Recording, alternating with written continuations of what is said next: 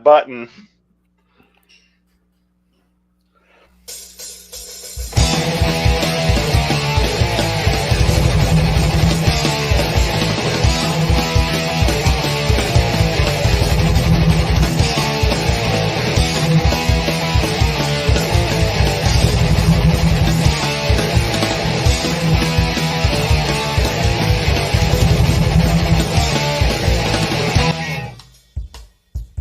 The Sunday Spank.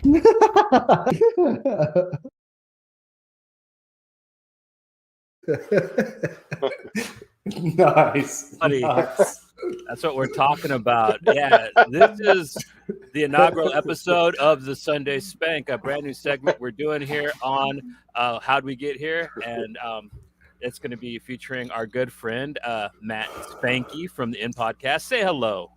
Hello, everybody. Pleasure to be here, and thank you very much for having me. Very much looking forward to speaking about this. It has been a thoroughly enjoyable week. Right. Yeah, we're going hard. We're going in deep. We're raw dogging this one. We're going to be talking about Rick Remender and Wes Craig's Deadly Class. We're going to be covering the entire first Deluxe hardcover edition, which is the first 3 trade paperbacks.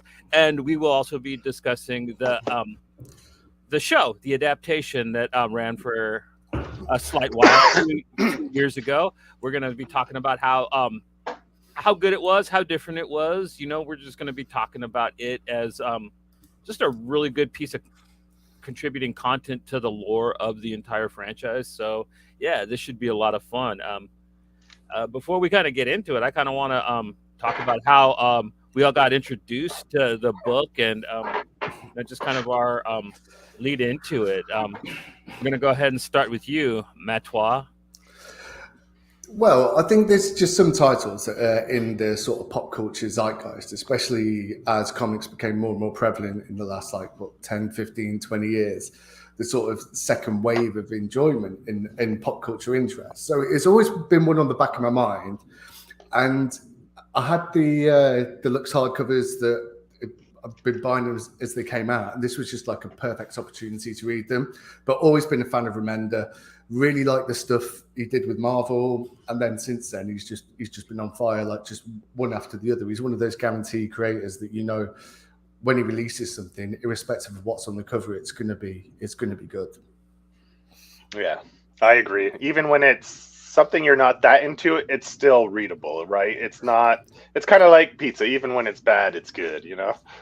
Oh yeah, I forgot about Scumbag. Let's not talk about Scumbag. Why does everybody hate Scumbag so bad? It's not his best work, but I'm not saying anything, mate. I don't want to hurt your feelings. I'm only happy to be here, but let's say there could be feelings hurt if I told you what I thought about that. Fair enough. You're just the second guest this week to specifically. That's true, eh? Yeah.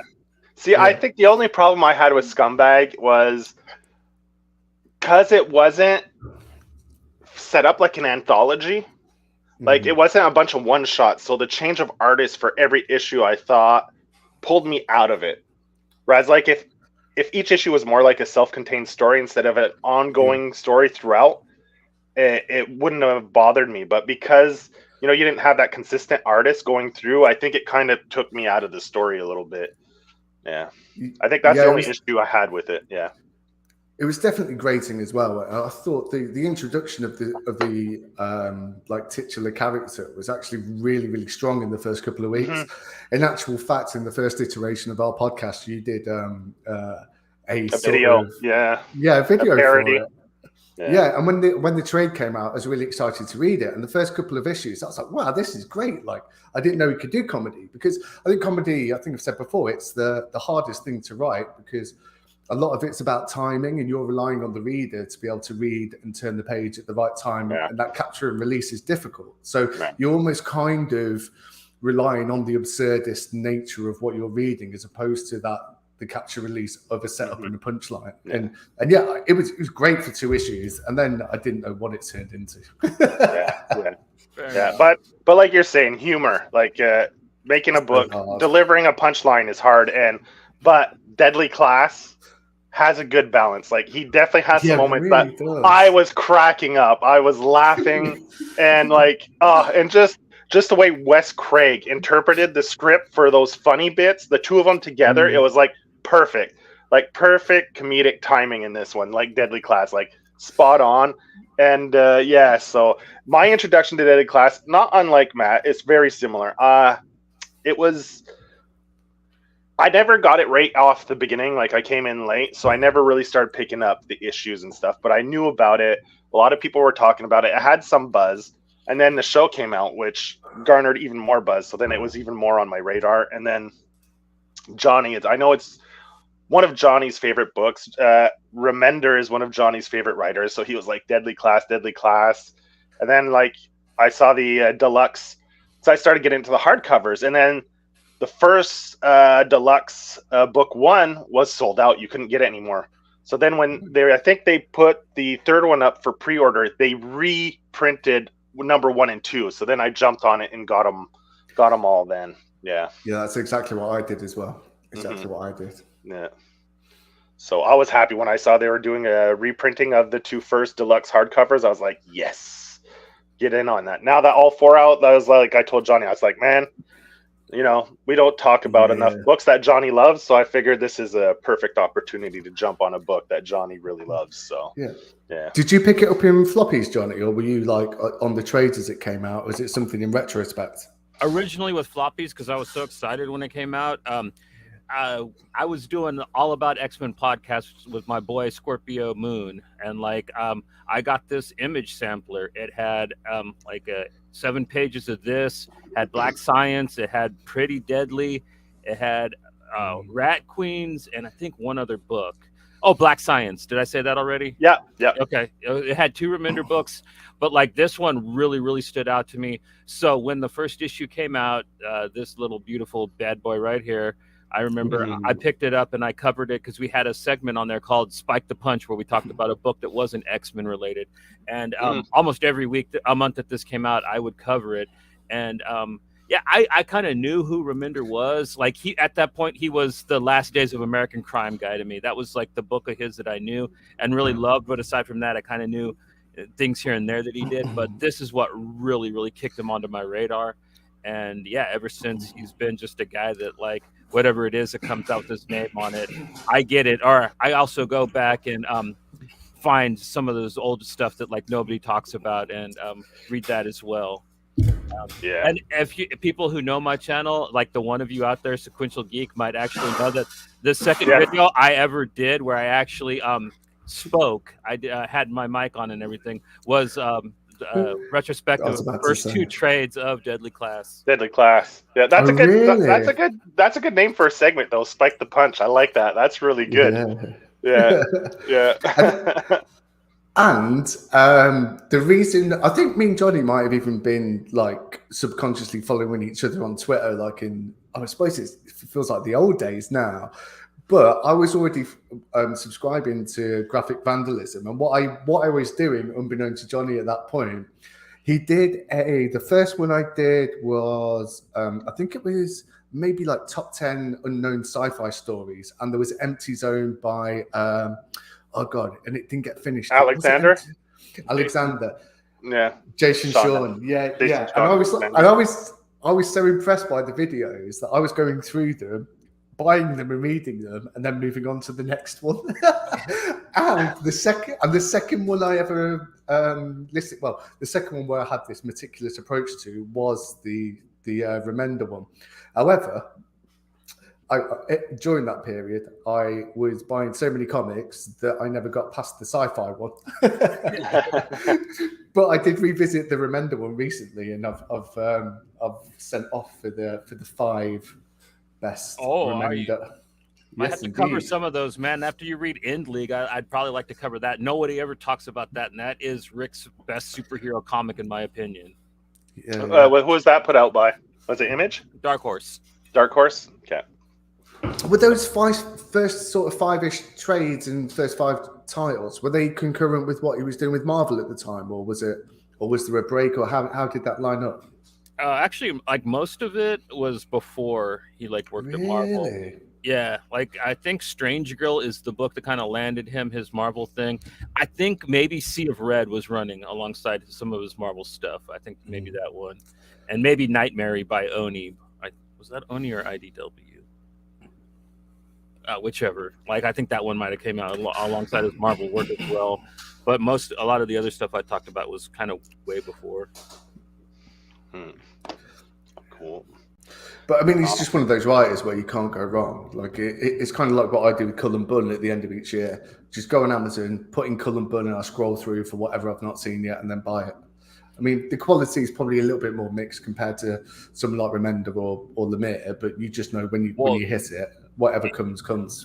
The prolific nature of the man makes it just like you could lose all your money trying to buy Colin books. Colin Bunn books, yeah. And it's just outrageous, though. We spoke to Cullen Bunn, but I forgot to record the episode. It's our first interview on the M Pod, which is on Spotify and Spank Media, if anyone's interested. But yeah, we did, and it's the only interview where I've been nervous, but it was more the setup of speaking to a proper creator.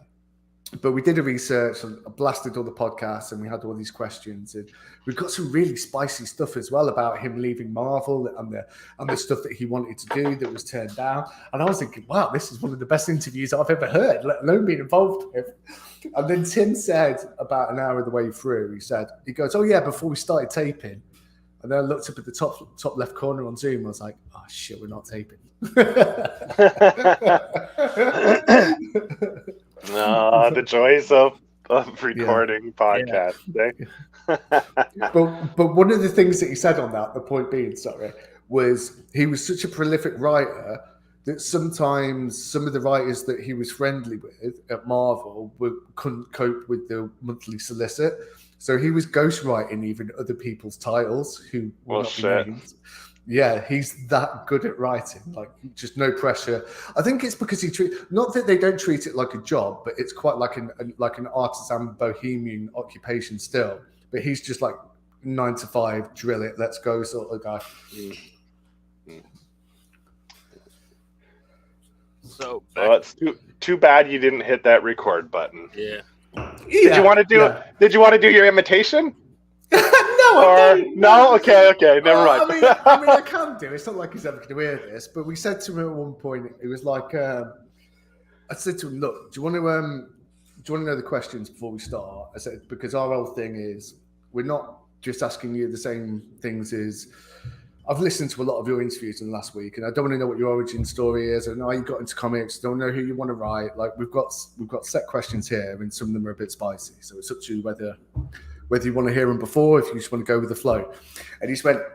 Well, let me tell you. He said, he goes, I got no interest in working for Marvel, and they ain't got no interest in working with me. He says, but if you want me to badmouth them, then that's a different thing altogether.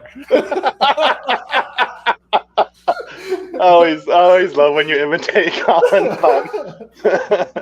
All right, so there, I got my Colin Bunn impersonation in. Okay, so back to Deadly Class. That's a Deadly Class. Yeah. All right, so like Johnny said, we're here to talk about Deadly Class. The first deluxe edition, which you see right here, I've got it on hand. Nice thick one. Covers the first 16 issues. So there's one small change on issue 15 and 16 because you have the colorist is Lou Luthridge, who does 1 through 14, and on issues 15 and 16 you have Jordan Boyd comes in and takes over the coloring duties for issue 15 and 16. But pretty much everything else is the same all the way through. Rick Remender, Wes Craig. You got Russ Wooten, who does the lettering, and Sebastian Gerner is the editor for this book. And it was released by Image Comics through Remender's imprint called Generator, I believe. Giant Reactor. Oh, Giant Reactor. Okay, Giant Reactor through, yeah. There we go. Back in 2014, man, like, it is so weird having books that you read on a regular basis when it came out, and like nothing makes you feel older. I mean, I guess there are other things, but like it's one of those things that just really hits you in the gut. It's like, God, 2014, wow. Yeah.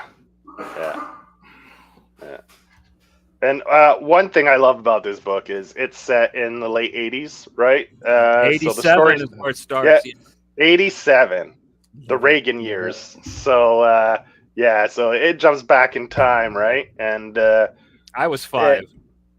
You were 5, yeah. None of us were really that old enough to read this book at the time, probably, if it would have been out back then. Because there are some, I wouldn't say, there's a little bit of violence, a little bit of sexual content, but nothing super crazy. Maybe the violence is a little more gratuitous than the sexual content, but but it's all tastefully done. It gets gory, and there's some there's a lot of poop in it. Like there's some fluids in this book. There's a reoccurring theme that comes up. I'm halfway through the second deluxe edition, and there's another great. No, Marcus and his poop problems, like all the way till the end, dude. Like all the way till the last book. Like I think I told you about the enema in the last book. So, I mean, the last quarter of the book. Yeah. But what? Anyway, we'll get to that. The poop thing. Yeah. That's great. Well, there's a few different ones, man. Like there's a bit of it in this book. I think the way they get away with the violence was the sort of modus operandi with the art was to go back to the is it Ben-Day dots? Is that what it's called? The old But what they wanted to do was adopt that illustration type, and especially the colouring type, but where it's kind of 3 block colours or 3 or 4 or 5. But actually do it as like a smooth grading with the modern techniques. But it was very much to get back to that Ben-Day sort of illustration. I think where that helps with the violence is that it kind of satirizes it, or sort of makes it look a little bit more pop culture-y than if it was kind of more of the modern art style, which is stylized. Yeah, exactly right. Yeah. Less real, more stylized. Yeah, for sure. Yeah. And this book has style for days. Like, I mean, 100%. Yeah. So issue 1, man, we get started with a scene opens up of the skyline in San Francisco, and we're introduced to one of the main characters, one of the protagonists, Marcus. You see that he's a street kid in this book as it starts, and it goes through that, shows him begging, how he's getting by, pickpocketing people, stuff like that. Then quickly it breaks into his the backstory of how he got there, and this is the first part of the book where you're like, okay, I'm reading something special here. Yeah, exactly. Yeah. The page layout here is fantastic. The double spread page layout, just the introduction of like just how it starts with the red balloon, then the red balloon goes full panel, turns red, like when the tragedy happens to his parents. And this is all related back to Reagan, right? Because he, what was it? He stopped funding for the mental hospitals. Hospitals. Yeah. So they release a lot of mental people that were in these hospitals got released onto the streets without any care or any following up. And what happens here is one of the patients was on the bridge and jumps, and that person who jumps off lands on Marcus's parents and kills them. And that's how he becomes orphaned. And this is that sequence that Johnny was showing. The double spread shows that sequence of what happened to him. This traumatic experience that marked him. And now he's a street kid living on the streets, just hustling and pickpocketing and, doing whatever a street kid needs to do to get by. Yeah. And he's being followed by the cops, and you don't really know why at first. And he's kind of being shadowed, and not just by cops though. Like he keeps seeing these strange kids, kind of like all around him, and he's kind of smitten by them, but like he doesn't know what's happening. But he finds out that the police are actually there to bust him. So these kids that have been kind of like been seen around, they help him escape. These cops, so they're during a Day of the Dead parade, and you just get this really, really cool action set piece in the first issue with Saya on her motorcycle with chasing the cops. It's kind of reminiscent of when Marv jumps through the cop car in Sin City, like it was kind of hella reminds me of that. I just love this sequence where she just points ahead to the pole. Oh man, it is just, and the way that Wes draws it is so kinetic, man. I love the way he does motion in his books. Like, but do you? Yeah, go ahead, Matt. No, I was going to say 100%, and this is one of the things that I bullet pointed, that I always put it, the first time I noticed how good a Remender set piece or action sequence was in, is it Hope and Glory or Death and Glory? Is it Death and Glory? And there's vehicular chases in that, where you feel the speed and the collision and the like momentum and the sort of the turbulence of the whole scene. I just put it down to Bengal, the old artist, being just sick of being an artist.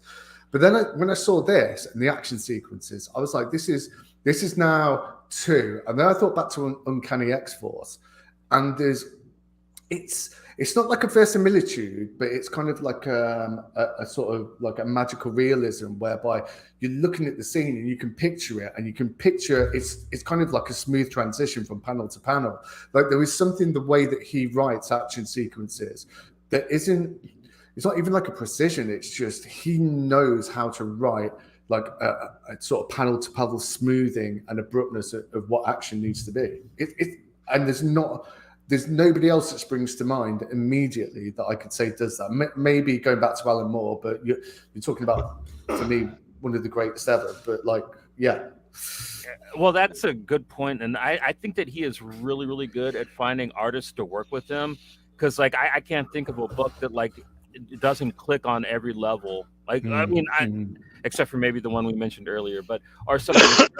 But like Rick in his prime, like he is just so apt at finding artists to work with and to just make each other shine. And it's quite funny as well when you look at the way that other creators that came to prominence in that position. Where you look at like Brubaker Phillips, Lemire Sorrentino, there's nothing that springs to mind immediately where you say Remender, and if you know what I mean, like to keep it up that.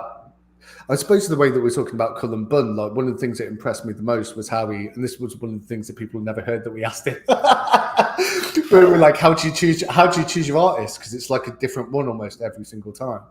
But yeah, like it's quite surprising how he's still like sort of refreshing with each title. I'd say maybe Greg Tocchini is like maybe the artist that I think I've seen Remender work the most with. Yeah. Was that Low?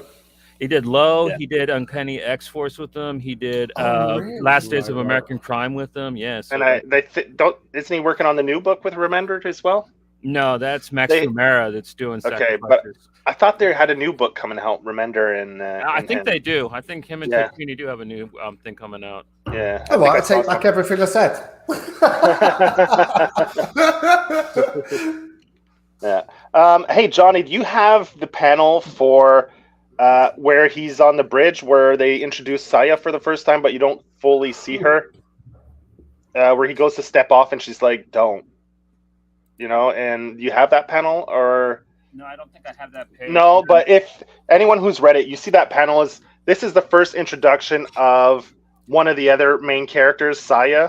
And not a full, really fast. Yeah, it's not a full introduction, but this sequence here, where Marcus is on the bridge.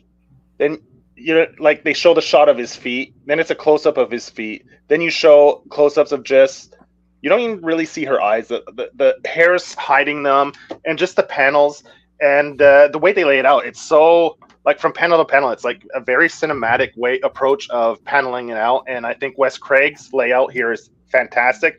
And the way like for the whisper, like the way they do the dotted bubble, like. The dotted outline going to her mouth, you really get that sense of a low whisper, like "don't," and the fact that they crop it just below the nose, just her lips, and really like accentuates, and you could almost feel like someone whispering in your ear when I read that. Like it's almost like she was behind me and I could hear her whisper it into my ear. Like I find that layout, and it just sets the tone and the mood so well. You're like, whoa. Like he's really like they're on point. Like, and this is what 4 or 5 pages in, like 6 pages in, and you already got these two guys firing on all cylinders. This creative team is in sync. It's insane. Like right away it just drew me in, and then it gets to the part that Johnny was talking about, where now they start introducing all the different people from the league that subtly are in the background and start coming to the foreground and making themselves known to help Marcus out to escape from the police, and that's where we're at in the first issue there. Yeah, but I love that sequence. That's such a great sequence. Like you said, he's great with the action pieces, but he fucking sets up those quiet moments so well as well. Like he's fantastic. He does it all. Like, I mean, this book has it all. So, and that comes down to the way that he paces his stories as well. Yeah, like there's a right amount of the personal story and the action sequences, and the balance between the two as well. Yeah, he's. Yeah, I was so impressed. I was so God, John. But the visual style of the book altogether, though, man, like the way that it's designed, like there's no page that you look at it and it's just a kind of a normal grid. Like, like this, like how you have this one where he's running away from the cops after he gets hurt, and how the panels are just super chaotic. You know, like all the panels are jumping around. He's injured. He's stumbling, and just the way they lay those like overlapping, and it just adds to the frenetic, the franticness of that whole scene and stuff. Like it's great. Like the pacing, the paneling, the way they place the paneling to help the pacing and create that energy, not just the panels themselves, but how the panels overlay on each other, the layouts. It's great. Like there's so much movement and energy in every page. Yeah. So, and the colors are great too, right? Like, oh yeah, that's another thing I was gonna say, man. This book is punk rock as hell, but it's way more colorful than like anything usually punk rock is. Like you get a lot of blues, you get a lot of greens, where as like usually with punk rock they try to like really make everything kind of grimy, whereas this book, like it almost has like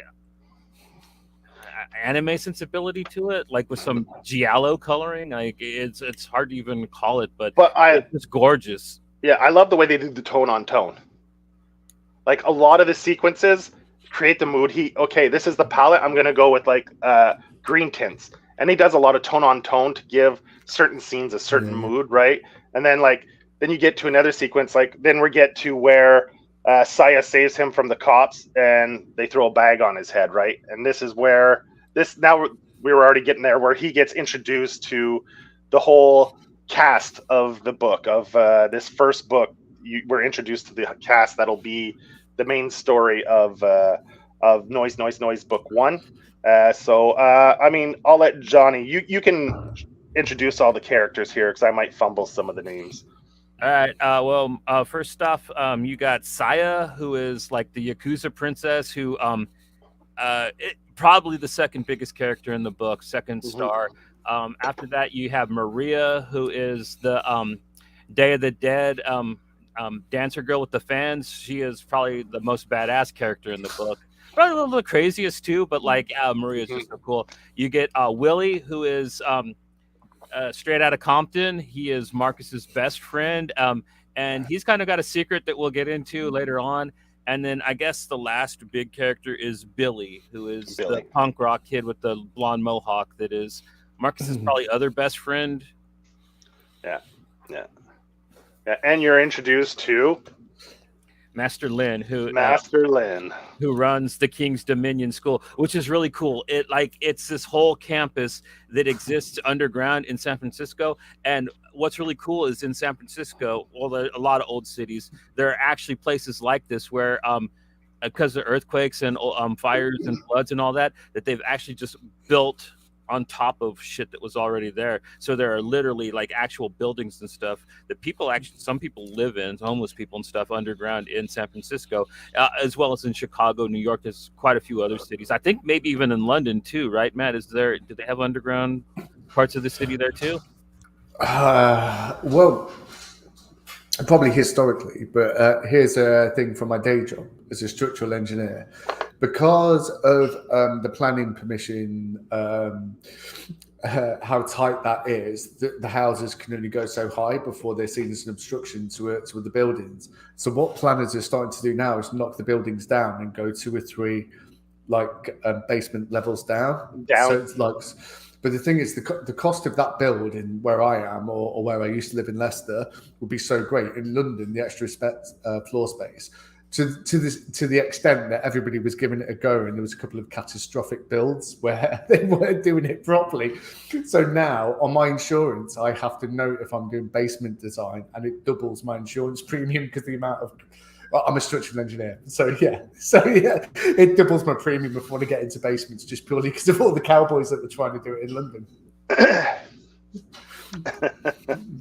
Yeah, and then Marcus gets that pretty much sums up issue 1, right? Where he gets introduced to the school. Yeah, that's the end of issue 1. And we kind of start off with the next issue, him being enrolled and kind of seeing that schools are schools and there's cliques and assholes just like everywhere else. And I really like the way they break it down in this book, the different kind of like the hillbilly mafia, Last World Order, like all the different cliques, with the CIA kids as like the preppy kids, and thought it was really clever the way they did it. Yeah, that's fun. And that's one thing that this book has by the tons is representation. People, in comics, it becomes a big thing about comics don't have enough representation. But this book, man, you've got it by the handful. Like, there's so many. It because of the different factions, it just like you have so much different representation in this, and I think anyone could relate to a different character in this because, like you said, you have punks, preps, hillbillies, you name it. You got the gangbangers, you've got the Hispanic crews. And in the book, like you said, it's all cliquey, right? They don't mingle and stuff, except for the outsiders, the outcasts, and that's what this group becomes. The Deadly Class. These guys, they're all new. They don't really fit into any specific crew, so they kind of bond together, and that's how they create their bond is through that. Yeah, I love the differentiation between like American and English punk as well. So there was like two completely different archetypes, and it was just, and the way they spoke to each other as well is like this sort of dialogue that I've had in my mind. It's brilliant. And at the beginning of issue 2, we have another little bit of backstory for Marcus, and that's where one of the main antagonists for this first book. You have two main antagonists, and the first one is introduced right at the beginning with a flashback of Marcus when he was before he was a street kid. When they found him, he was actually in a boys' home, right? Or for just orphans, like some kind of orphanage for kids, and that's where you're introduced to Fuckface, yes. And right away you get a little taste for what his how can you put it? His peculiarity. His penchant. Yeah, exactly. He has his sexual appetites tend to lean very taboo-ish, let's say. Let's just say he likes things that walk on 4 legs. Furry things that walk on 4 legs are his sexual preference or orientation. But let's be fair to him. Like, I don't think that's exclusive. I don't think he's that fussy. I think in both ways, if one of the animals had 3 legs, I think he'd see it as a bit of a kink, and also I don't think he'd take down a human lady. But anyway, we get introduced to both actual antagonists in the second issue, because don't we also get introduced to Chico with Maria? Oh, yeah, he becomes, exactly, Maria's boyfriend, Chico. He's the first one that Marcus, that you actually have interactions of him with someone where there's conflict is with Chico, right? Because Maria takes a shine to Marcus, and Chico doesn't like that too much. He's the leader of the Hispanic faction in the school, and and Maria is kind of. Do they go into her backstory in this second issue? I don't remember, but it's in the second trade paperback. It's okay. Yeah. So she kind of has I don't know if I'd say a debt or,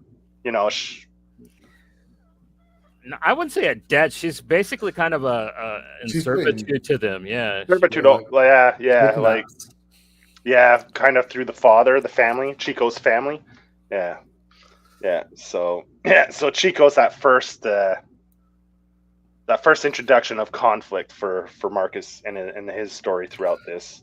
He's such a good antagonist as well. I think sometimes because you're reading a comic, especially one that's intentionally gone out to be very stylized with the art style, but the way he's written, you immediately know that he's not someone to be trifled with in the story and in terms of what he poses individually to the characters you've already got to know. You're like, oh, keep this guy away from him.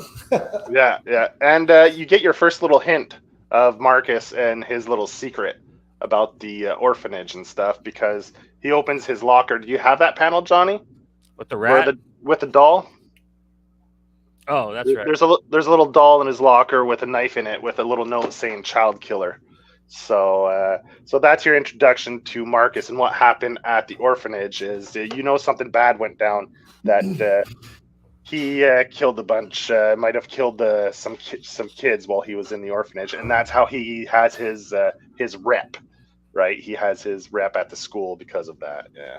Also, a big thing that we're gonna have to talk about it, especially in the next episode. In this issue, Marcus is given a box with a dead rat in it, which is very important.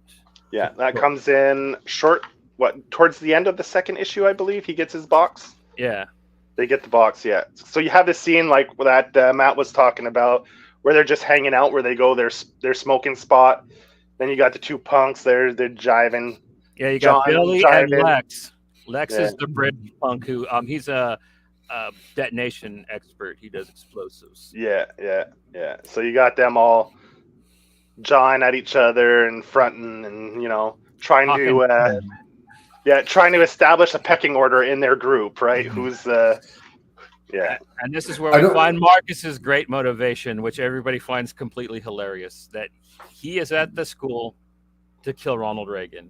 To assassinate Ronald Reagan, yeah. Which I'm sure a lot of people wanted to do back then. yeah, join the line. What's the British punk's name, sorry? Lex. Lex. Now, as an Englishman, I read multiple English characters written by American writers, and it's very stereotypical in a way that would be probably considered in the modern sensibilities as not being quite too nice. But what Remender does is he takes like a character of this British, and one thing that he always do, and it actually boils my piss. But I've never, in my old 42 years of being English, heard anyone called anyone Love, ever. Nobody calls anyone Love. However, the way that this character is written is the first time when I've been able to accept somebody doing it, because he's kind of like it's almost like an analog or like an archetype of that person, and he does actually sound how someone might speak with that little bit put on the bottom. Like it's the first time I've been able to accept, like when somebody's written like entirely British. It's the first time I've gone, okay, yeah, you've done all right this time. I can accept that. After the second issue, we get into probably the 2-issue story arc that really, I think, cemented me as a fan of this book, that I was just like gobsmacked at, like, oh, Jesus fucking Christ, this is something incredibly radical. And in this, basically, Billy and Willie have to team up, and they have to go out and kill a person in the city who deserves it. Actually, everybody in the class does, but Billy and Willie are lab partners, basically, for this assignment. And they're running around having a good time, getting to know each other, learning each other's story. And Willie is fronting, he's talking about, like, being a badgie from Compton and all that. And Marcus knows this perfect dude that deserves it. He's like this really kind of mean homeless person that Marcus kind of lived around, and kind of always told him stories about the shit that he got up to. Yeah. And that fucking splash page you showed. Oof. Beautiful, beautiful page, man. When you're reading it and you turn that's like, wow. It's such a great page. With the little panels on the side showing where they land on the building. I wish I could have showed the whole sequence. I love the art when they're riding on the bus together, man. The way that Wes Craig just does detail and just the way people interact with each other. Like, I haven't seen anybody really hit it that hard and then that good since Eduardo Rizzo. Mm-hmm. Like, there is always just so much going on in every panel that Wes Craig draws. It's incredible. And that sequence after when what's his best friend's name? Is it Willie again? Yeah, Willie. When he's hanging and just the panel breakdowns of how he's hanging with his foot, then you see the sneaker fall and how the panels just break down off the side of the building. Like, it's such great panel layouts in this. Do you know what it reminded me of? Do you remember when Tom Cruise hurt himself in Mission Impossible 6? When he jumped out the window from the office? And he had to land on the opposite building. Yeah. And one of the takes, he completely folded his ankle and it broke. And then he still got, being a total pro, he still sort of climbed up and started running to finish the scene. But yeah, he just snapped his ankle trying to do the stunt. And yeah, it's like the second guy that jumped over. I was like, yep, Tom Cruise. And another small detail after Marcus pulls up Willie, and they're on the building, they're laying there, and it just adds, like, it draws you into the scene. Is you see the steam coming off their bodies, and it just, it's like a cool crisp night, and they're running and jumping off the building, so all that body heat built up and that steam coming off their heads and everything, it just draws you in. It sets the mood.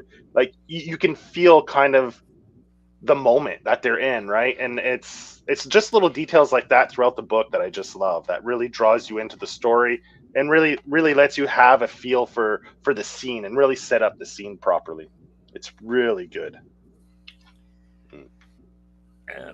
So basically, like Marcus and Willie, they're going in to hunt down this homeless fella that he's heard about and like he's going to take out and everything. And they get there, and man, it's probably more contextual now. Like, they find out, Marcus finds that it's this guy that he's ran into before that he actually pities because the dude stole his shoes one night, and Marcus catches him and beats the hell out of him. It's at the beginning of the first issue. Yeah. And basically Marcus sees that it's this guy, and like I can't do it. And like you get this really kind of cool scene with Willie where he's like, well, I'm gonna do it. And I love this page, man. Mm. And he just runs out of sight and everything, and we end up finding out Willie's secret, which is he's a pacifist. Yeah, He's just wonderful. That was actually the one scene, because I know Remender was involved in the production for the TV series, a lot like Lemire was in Sweet Tooth, although I don't think it was to the same extent, because once Lemire read the script, he went in and just rewrote it and said, okay, this is what we're going to... But to the point, Remender said that was the one scene that had to be in the TV series and it had to be done accurately. He said, however, the one thing that had to change was with comics that are already into him, is his stories, or into comics or the publisher in general, it's more of a niche market that are looking for that kind of more salacious, violent origin story. He said, but to convert that to a TV audience that are just tuning in the base of a trailer, he said that we will have to make, I think they even called him Rory in the TV series, the homeless guy. They said that we have to make him culpable for the death. And also the other scene that changed was when Lynn speaks to him. He basically said, look, you did a good job. You're the only person that could do it. Whereas in the comics, he gets in trouble. He gets in trouble saying you didn't cover your path, you didn't execute it properly and whatnot. But that was the one thing that Remender, that was his hill. He said we need this in here, irrespective of how the TV show goes. I understand why they changed it too, because the way the scenario plays out in the comic, it's way more just gut punching, and it kind of just shows you how shitty of a person Marcus is, because they actually don't kill like the quote unquote evil bum. They end up him and Willie discouraged, think that they can't go back to the school, so they kind of are hanging out with one of Marcus's old friends, who is also homeless, and he's telling them kind of about like what happened with this kid in Vietnam and stuff, and Marcus takes him out, man, just comes up from behind him and with a pipe. Well, he overheard him talking about torching a village in Vietnam, didn't he? Like he was just waiting for that one thing, and he was like, oh, okay, now I can kill you. I've heard that one bad thing. Like in Vietnam, I torched the village and killed loads of people, and I knew I shouldn't have done it. But again, exactly what you said, Johnny. Like, Remender knew that if they were to approach it that way in the TV series, that you're basically putting your central protagonist at a point of being unsympathetic from the audience's point of view. So they had to. He wanted it, but he was aware that he had to change it up a little bit. Yeah, there was some friendlying up of a lot of stuff on the show, which I understood. Like I knew that they couldn't get away with having the main character. And all the while you see you get scenes of in this issue as well of Fuckface kind of stalking Marcus and menacingly lurking in like the alleys, watching him and like kind of muttering like, "Train him well, because I want it. I want when I exact my revenge, I want it to be a fight. I want it. I just don't." So like he could try to go and confront him now, but he wants to wait so that Marcus becomes more of a challenge. So he, because he has is it in this one that it's revealed? No, I think that's also at the beginning of the second trade paperback. That's after they get back from Vegas. They explain what happened at the school. They explain kind of backstory as well. Yeah. Why Fuckface is mad because of the credit. Who's given the credit and everything? Yeah. So. Well, the first message I sent to you, Joe, I've got it here. Jimmy, well, I was saying how much I liked it and all that. And I started watching the series. And the first thing I said was, first episode was slightly sanitized. It's about 10% less brutal in general for the story. Mm-hmm. And I think that's pretty much true. And I think if you're only losing 10% of something this, sorry, go on, mate. Well, the thing that they did is they took away the brutalness of some of the main characters and they kind of slid it into the villains. Because if you notice, they made Chico a lot more vicious, and they made other characters, like they made Victor more vicious. They had him break Billy's arm. So you had the violence and the gore kind of stuff from the first arc of the book, but like it was supplemented in different ways to kind of fit like traditional television standards, I would guess. Yeah. And this leads us into issue 4. Yeah, this is the good stuff right here, man. This is the good stuff right here. Philly Phil's in the house. How's it going, Phil? Yeah. So this is the good stuff. Issue 4, like oof. Can you both? I think this is probably some of the best. What is it? Is it 1 or 2 issues? This little arc. Well, I mean. Yeah, 2 issues, but it goes into the second story arc too, because like they're Vegas, baby. Vegas. Oh my god, it's so good. This was the point where I was like, I fucking love it. I love it. Yeah. I love it. And all right, you go on, Joe. I'm not going to let me get the best of you. So they go to Vegas. The issue opens just like a normal like setup, or. Well, not normal, but you see Marcus is in a cop station being slightly interrogated by a cop, going over his ID, saying it's the worst fucking fake ID I've ever seen. You don't really know what's going on right yet. So it breaks down. Marcus is like sitting there, kind of head down, really quiet, looks down at his hands, and his hands are like, fuck, my hands are full of blood. Then he lifts his head and you see he's all fucked up. He looks all fucked up, right? And you can see he's working through his head like, what the fuck happened, So so that's the intro to the Vegas issue 4. Then it does that usual flashback to the past, right? They show you the present. Now they're going back to how did we get to this point in with Marcus, and then you get the beautiful shot of them driving in the car. Is it a Cadillac? A convertible? They're driving to Vegas for a weekend of debauchery. Yes, a fun weekend of debauchery. And one thing we were talking about before, you were talking about Death and Glory and stuff like that, and the sense of movement with the vehicles and stuff. And this page, the first page where you see them in the car, where the panel is just off, like on an angle. And I find that gives you like that momentum of it going, like it really helps give like the movement and the momentum of it. And that's just another example of, from what we talked about from the first issue with on the bike, the cops, and just how they lay it out and create that movement. It's great. So on their way to Vegas, man. Like Johnny was showing, the two girls, they're doing some recreational drugs. Booger sugar. Yeah, booger sugar. Sexy sugar. Yeah, off a Death Leopard.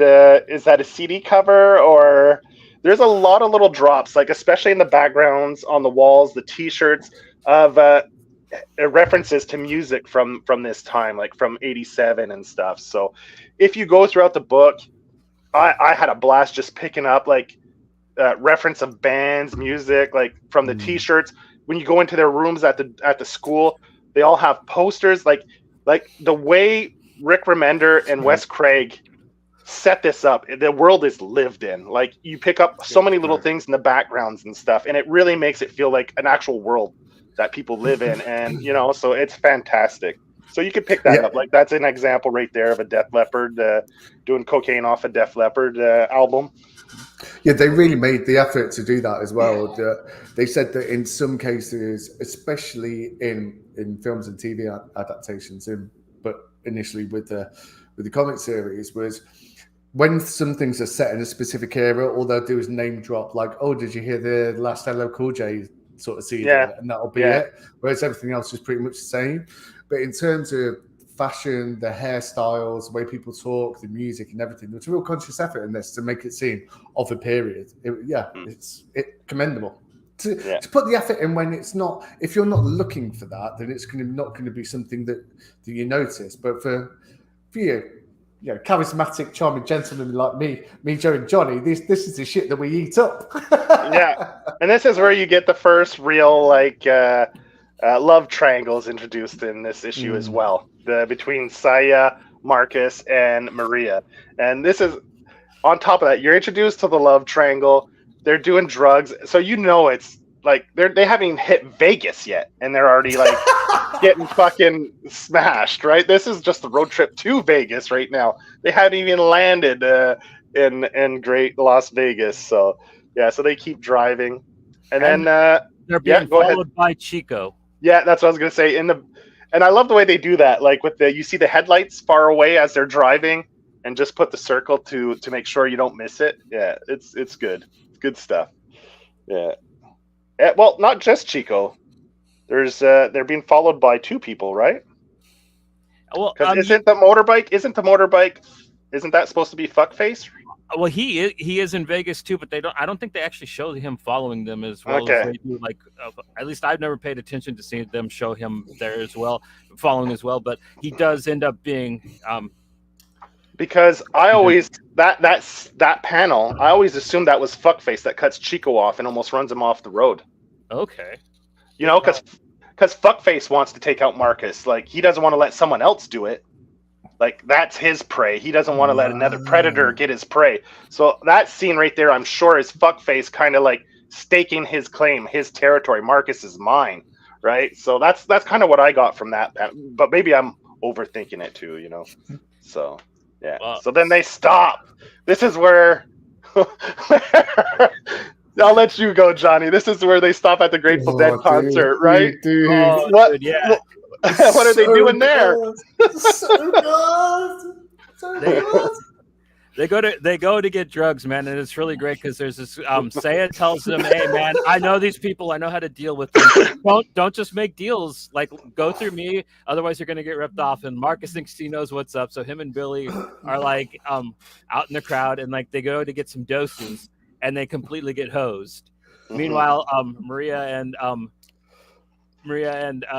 Saya are doing blow. They're like getting stuff that they want.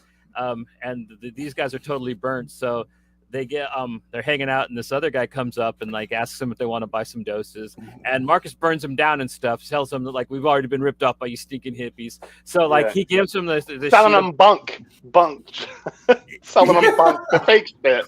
I love the terminology. It's great. Yeah, sorry, Johnny. So he gives him this sheet of blotters, man, like on the house, so he can test it out to see it for himself. And like they kind of pass it down. Everybody takes one, and there's 5 left. There's a great panel where like he's counting them down. So he's got 5 tabs, and he just throws them on his tongue. No, but I love how he's looking at it. Like they count it down, like you said, 9 hits, 8 hits, 7 hits. Then you have Marcus, it hits 6, and he's looking at it. Do you have that panel? No. Can you throw And it up? then it's the smirk. Yeah. The fucking smirk on his face before. Like, you see they're counting it down, and he's looking at it kind of like, Then he gets that fucking smirk. Oh, man. Then that leads to the turn page, right? Whoop! Oh, God. And he's into the car. He just crams the whole fucking thing in his mouth. And you see the hippie just run, man. Yeah. Do you have? Yeah. Look, the expression on the hippie's face. The expression is just too good. Then he takes off running.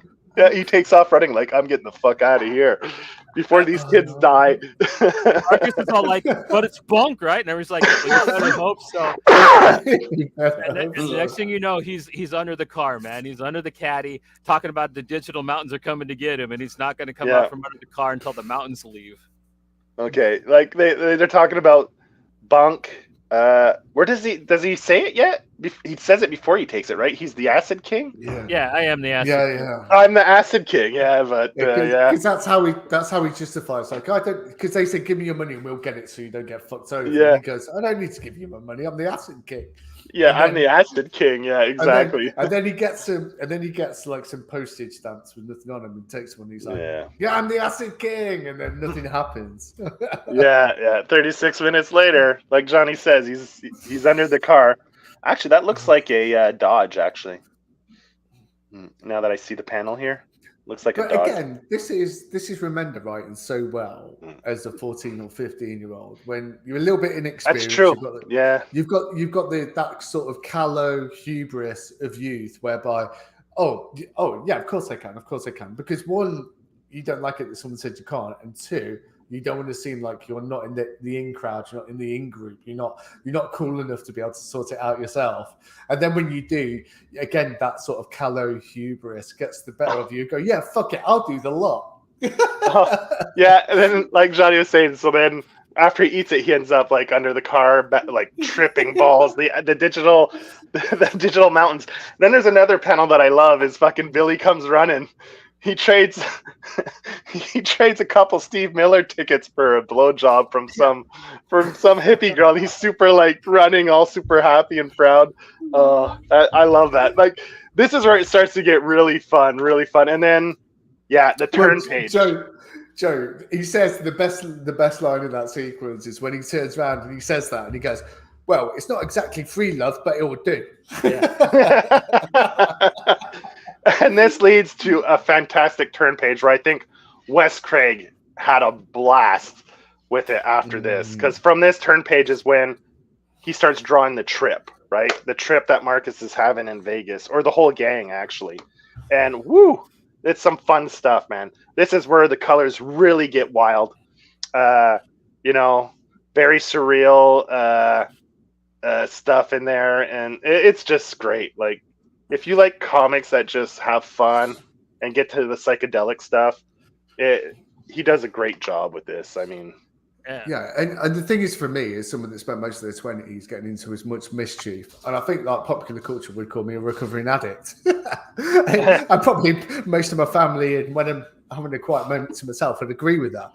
And the thing for me is when it's portrayed in like popular culture, it's by people that have never lived that sort of side of life, and it's very over the top, and it's very sort of like verbose and sort of comedic, whereas it doesn't really tap into the sort of lysergic sort of happening of the event, irrespective of what kind of shit you're getting into. It's all played the same. Oh, the guy's had some drugs, he's going to run around and be a bit silly.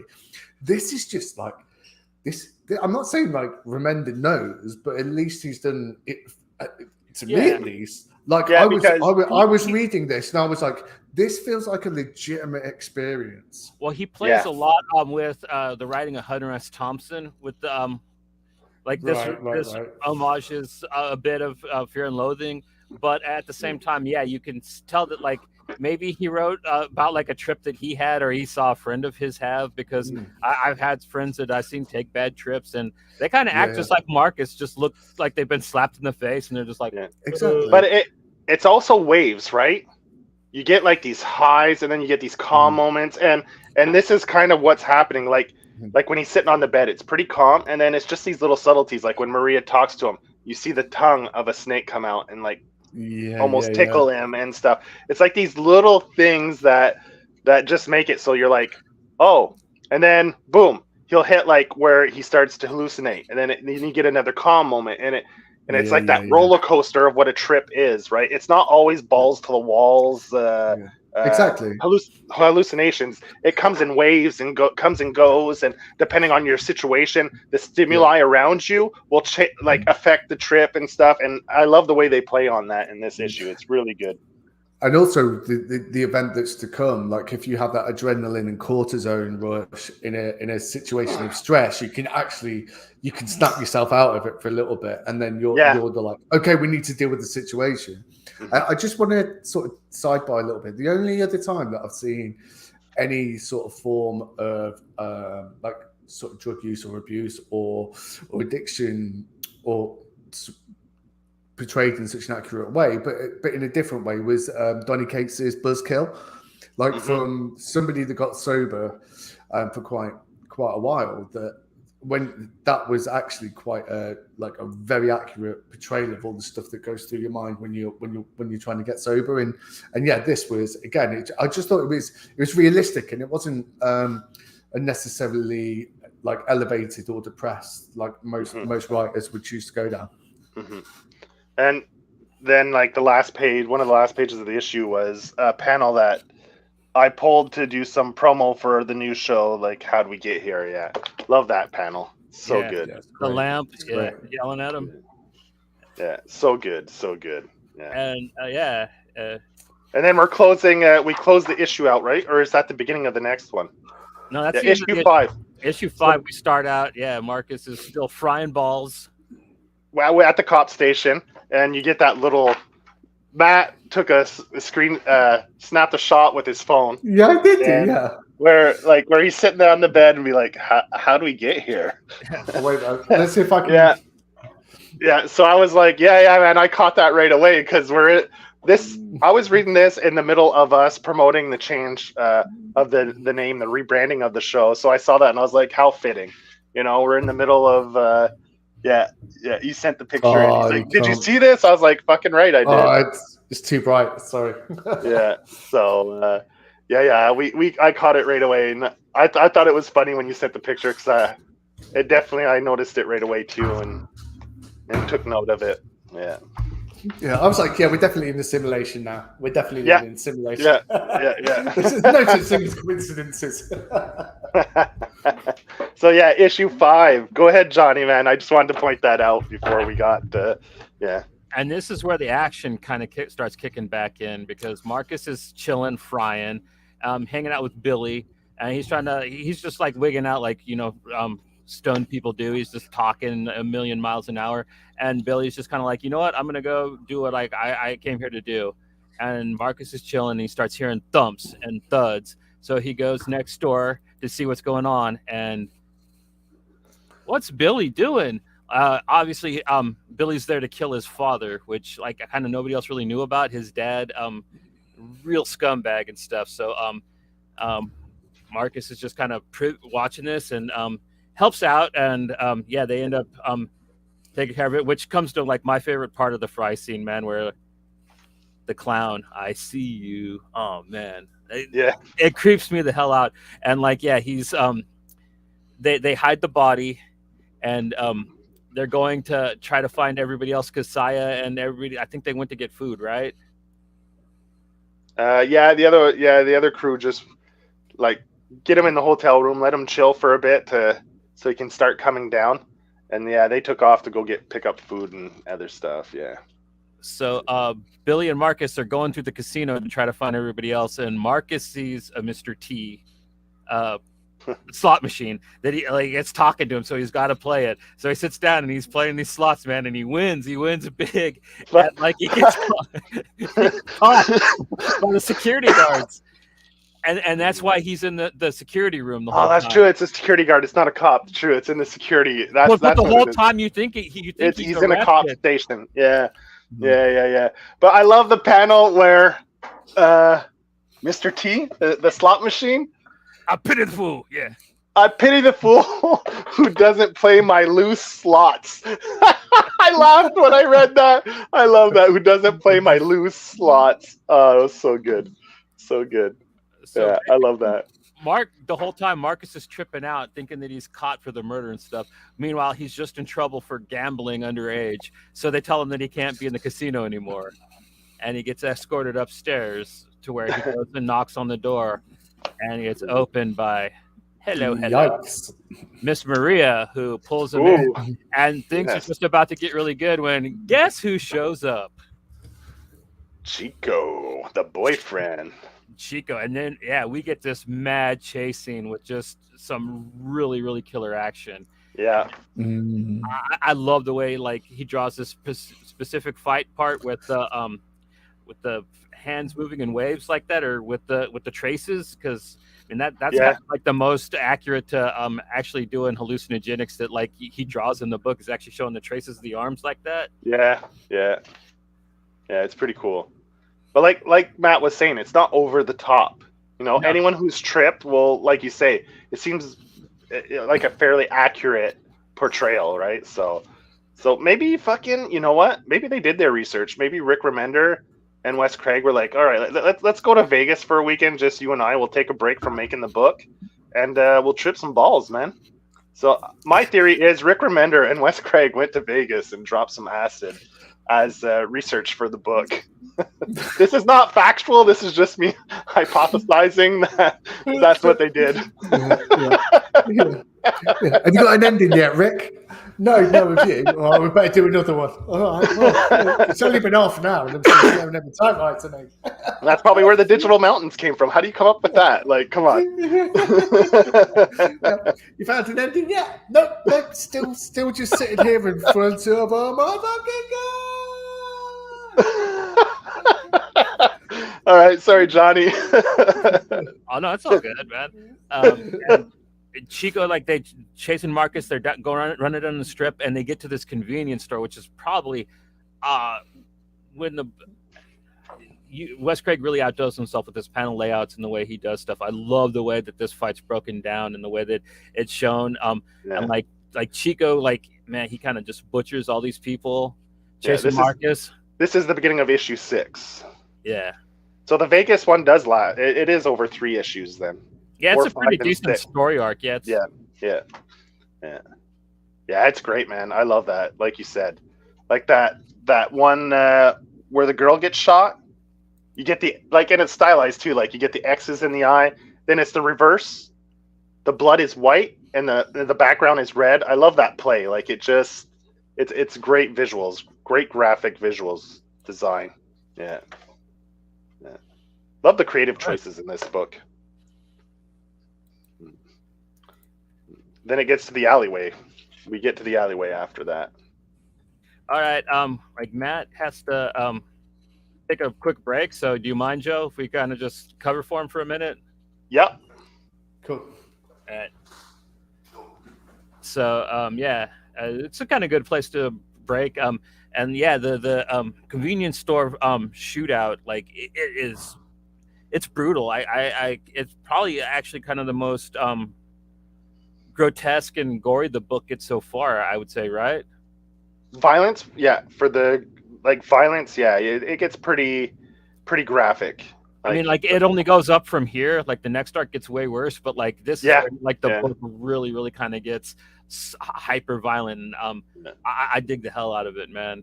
And I think it's only fair they do that because, like you said, Chico is the antagonist. He's supposed to be more brutal, more so if you made the main characters just as violent and brutal as him, then you probably wouldn't relate to them as much, or it'd be hard to root for Marcus and not Chico. And so this really sets Chico up as the villain, clearly as the villain.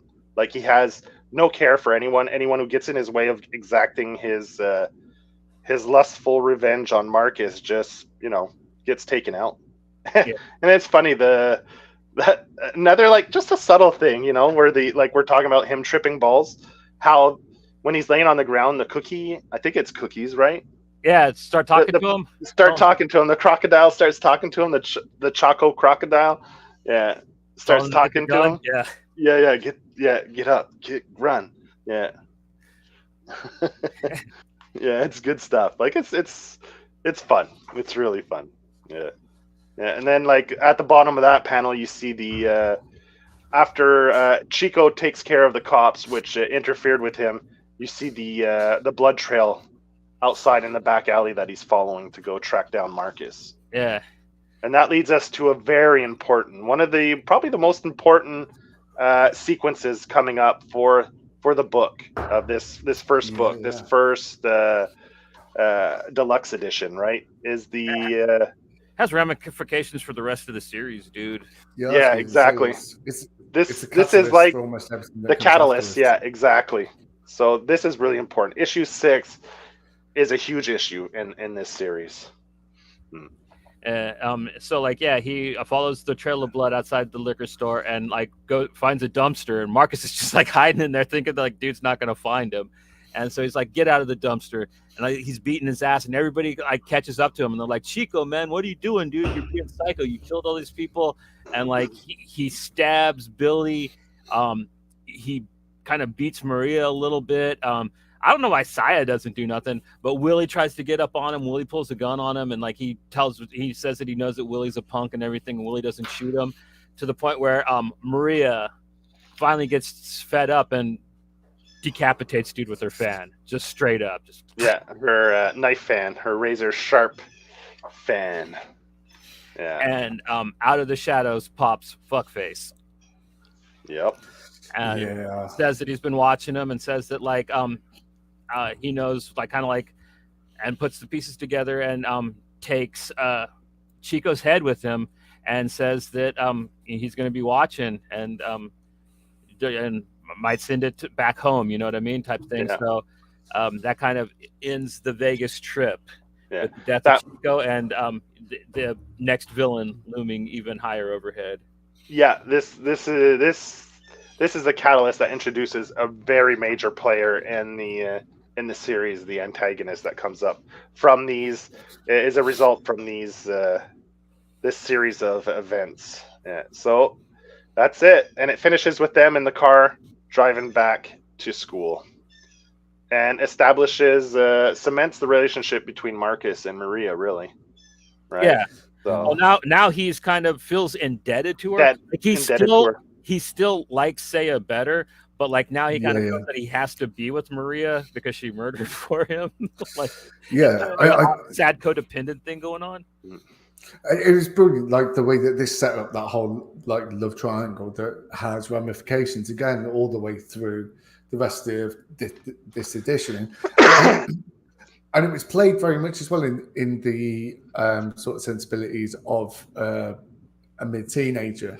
And it just, the whole thing sort of rang very true. And it was a very articulate way of portraying that age group and how, if not the ramifications of it, then definitely how it started. What do you think the average age is for the first time someone tries acid? Oh, geez, I don't know, man. I think it's probably maybe 15. Yeah, you were at least around high school, getting out of junior high or like in high school. Most of the people I knew. Most people I know weren't sick. They were like 14, 15, sometimes 16. But by the age of 16, if you hadn't tried it yet, you probably weren't going to. It was my experience. Yeah, exactly. I think as well, it depends on what your sort of base is. I think this sort of crowd, like the alternative crowd, it's a lot more accessible to that. Whereas I think that if you're more of this sort of like 80s, 90s, the Sweet Valley Highs, if you know what I mean, like the Saved by the Bell group, then I think they're more likely to get on the bugle than anything else. So I think it depends on what I'm saying is your environment is probably determines it. I think, but like you said, you either will and you have, or you never will and you haven't. And there's the exceptions, but I mean, as a general rule, I think that's the way it goes. Yeah. It made me want to give it a go. Honestly, by the end of it, I was like, I need to give my little cousin a little ring and see if he's still touched it. He's still got his. I knew it's sixth form, he was banging to it, but I'm like, now he's been uni. Maybe he's moved on to like the better stuff. Yeah. So yeah.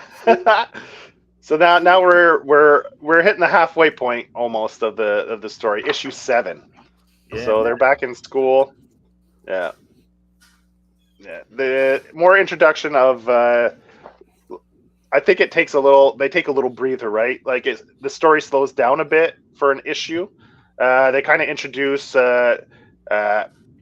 Shitface's gang a little bit, kind of introduce them. Yeah, he's kind of fuck faces. Yeah, he's kind of got himself like a Charlie Manson cult. Yeah. Yeah, so they introduced that to give you kind of a flavor for Fuckface's crew, It's kind of like a spiritual successor to Texas Chainsaw Massacre. Yeah. Mm-hmm. Yeah, like the whole family dynamic of it. Yeah. Yeah.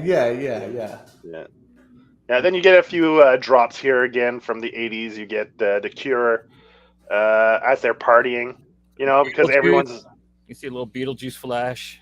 Beetlejuice, Thriller from Michael Jackson, and kind of going through the motions of Maria, going through like super highs, super lows. So you get a feeling that maybe she might be a little bipolar. And this event just triggered that, like made it more evident on how she's working through her emotions and kind of accentuating how Marcus feels trapped, like owing her that debt of her saving his life. And they really nail that home, and like you get a lot of shots of them in the bedrooms and stuff. So that's where you get a lot of the little teases of posters like Eraserhead here. This is where Marcus gets his job, right? This is the first time he's introduced. He's finally comic shop. Yeah, he's finally starting to click. He's got a place to hang out and actual friends, and this is it makes me think that Rick actually has been in real comic book shops, but like that's some real stuff. Like the guy sitting there telling him, that dude's a real artist because he did the heroin. Yeah. Did you this I can't remember specifically the sequence. It might be in this issue or one forward. But there's an argument happening in a car when they're talking about basically indie comics against superhero comics, and it ends with a gun to the head.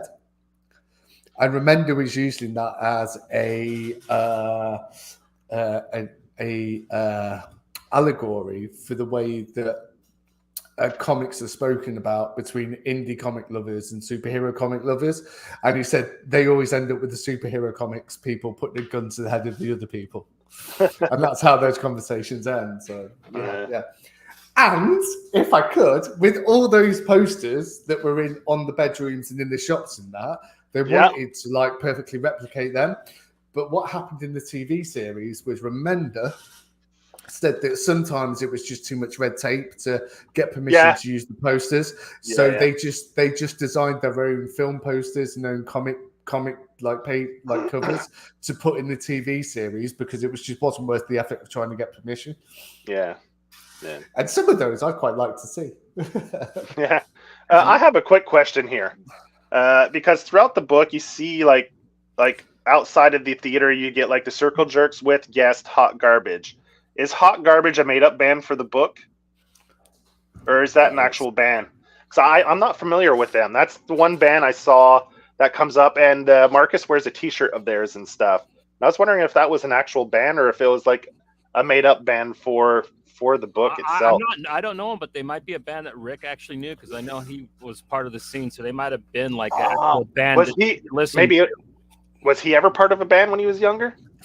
Well, I can tell you that Rick Remender was in a band called Hot. No, I'm joking. But they had him. There's a band called Hot Garbage, and they had an album out in 2021 with singles. Yeah, so it's probably not 2017. Yeah, no, I wouldn't have thought so. Yeah. But maybe there's just contact with him, like you said. Maybe you were in it or something. Yeah. Because they're pretty accurate with the like referencing like for the dates and stuff. It's pretty accurate. So. Yeah, so we're going through issue 7. They're going through the motions of like now they have this big secret hanging over their head, and Saya's hit the city. She's like out looking for Fuckface all over the place, shaking down leads. I love this page, man, with her running on the wire, all Sin City style, and Just Yeah. nailed it. And Good then stuff. things are kind of oddly as chaotic as things are. Like this is probably the closest to having a real life Marcus probably ever had. And this is actually weird enough. The scene that was in the original sampler that made me love Deadly Class, where he's at the party at Lex's house, and Lex is just talking all that shit, and Marcus tries to put him in his place, but almost gets into a big fight with him, and Saya has to come swoop out and save his life, which leads to like probably one of the funniest scenes where Maria shoots the arrow at them. Yeah, knowing that I knew Saya would stop it. Yeah. So like you kind of got everybody knows kind of what's going on, but like everybody's playing their role of like Marcus is pretending to be the boyfriend. Saya knows that she's just the friend, but like everybody knows like what everybody else wants to do. Yeah. But no one wants to come out and just say it. Yeah. Right? Like that's the problem is they're all repressing. Every single person is repressing their feelings here, and it just leads to just this pot that's going to boil over, right? That's just going to, like the pressure cooker, when that top comes off and then it just, mess all over the place, right? You're just... and then your house is on fire and you burn your hand in. And then this leads to what Joe was talking about earlier, where they kind of start talking about like what Fuckface's motivation is and why he thinks that Marcus stole his credit, his thunder. And he gives Saya his journal, and we get the flashback to the boys' home where we find out what happened. And like it was basically like this evil sweatshop where like he had to like sew quilts all day long and stuff. So basically, he shared a room with Fuckface, and like he learned how to make a bomb reading the anarchist cookbook, I guess, that Fuckface owned. And so Marcus makes this nail bomb, and to escape. He also tries to poison Fuckface, but it doesn't quite work. But he gets disfigured in the bomb, which also takes out some guards. And Marcus goes for the lady who ran the place to take her out. But instead of taking her out, he just lets all the rest of the boys out of their cells, and they kind of have a riot. But and Marcus thought that that's where it ends because he totally dipped after that. But what happened is Fuckface wakes up, finds out that he got screwed over, and like he murders everybody in the building, and everything gets burnt down. So everybody thinks that Marcus's bomb killed everybody, and Marcus got this mass murderer rap over his head, and that's why the cops were after him at the beginning, and that is like the whole reason why Marcus is a fugitive. While Fuckface thinks that it's the only thing that's holding him back from being famous on Ted Bundy and being on Phil Donahue and stuff, and Geraldo. Didn't Marcus intentionally not kill him with the poison so he would be paralyzed to react but still feel the force of the bomb? Well, the poison was supposed to kill him eventually, but like he was supposed to be paralyzed and feel what happened to him. Slowly die. And I'd like to just point out, I love the use that Wes Craig uses when he does the flashbacks. Not only does he change like the color palette, but he also changes the style that he draws in. So it differentiates like the flashbacks from like the actual present time, right? And I love it when artists do that and when they do it effectively. And it makes it so much easier and less confusing when you're flashback and present, right? It makes it extremely clear, and that's really well done. And that flashback is almost an entire issue. Yeah, like they really go into depth. They really go into depth about what happened at the boys' home, or the orphanage, I should say, because there's boys and girls.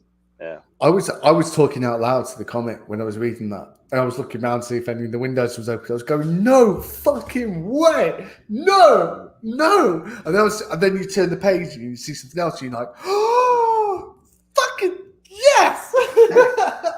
And can I ask a question? Because I thought, and I've said that when we were messaging about it, I always thought this was black and white for some reason. Is Umbrella Academy black and white?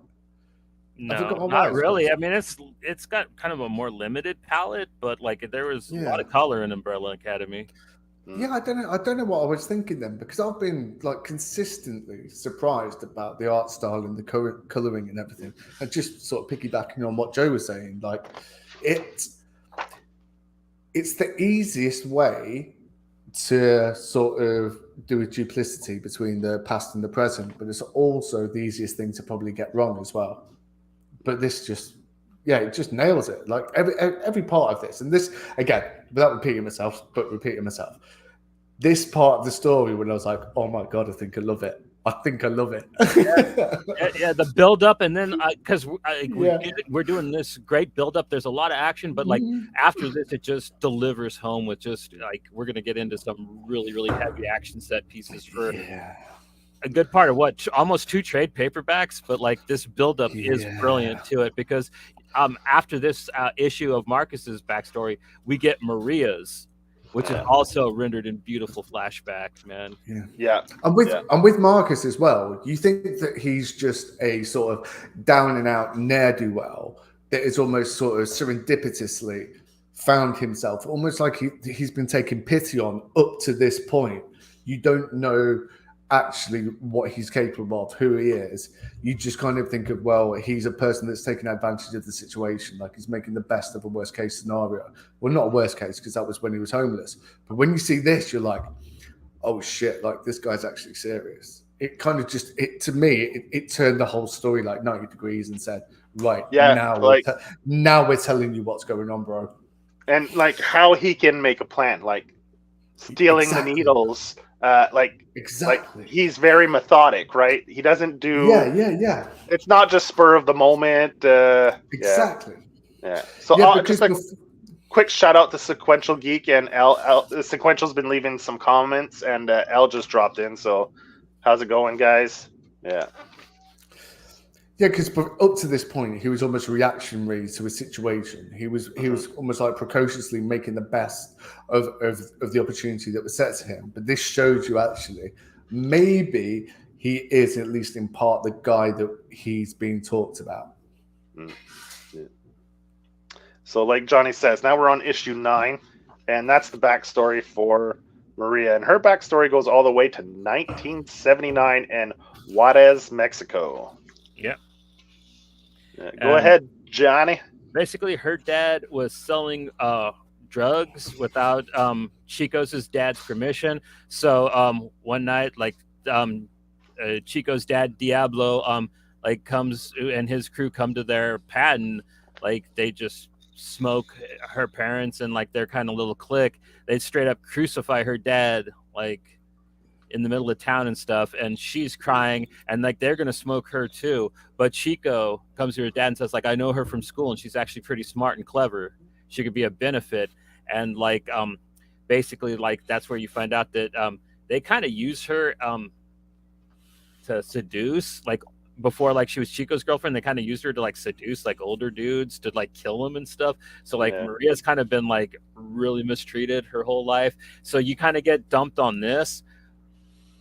this right before you get this kind of really cute whimsical story about Marcus and Saya finally kind of clicking together the way he wanted it to. So the way that Rick does it, it makes you feel bad for like finally being thinking like, oh, okay, Marcus is finally going to get the girl that he wants. But then like you find out what happened to Maria and why she is the way she is. So you're kind of like, oh, Marcus, you dirty fucking, like what she's been through. How could you, Marcus? Yeah. But like, and yeah, it's true. Yeah. I love when Saya takes Marcus to the what are they called? The adolescent show, and like he slam dances for the first time because like he's one of those people that doesn't really know the difference between actual like sweaty fat metalhead moshing and respect a person in the pit hardcore slam dancing, and like he just goes out there and has the best time of his life. He just enjoys it, and like he gets knocked down by the biggest dude out there and he picks him back up, and like they together, and Marcus is just feeling the love, man. He's feeling the hardcore love after the show. And he's not the only one. No, and the issue finishes with their first embrace. And this goes to, I think, what is Joe's favorite issue, because it wakes up with Oh yes. We're getting to it.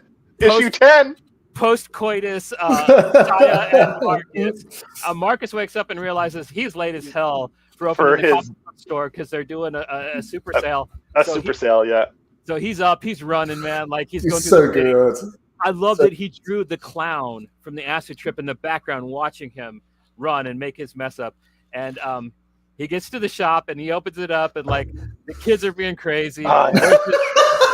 They're wanting to buy Wolverines and stuff, and there's this kid, Mikey, who wants him to draw this Wolverine drawing for him. Because he promised.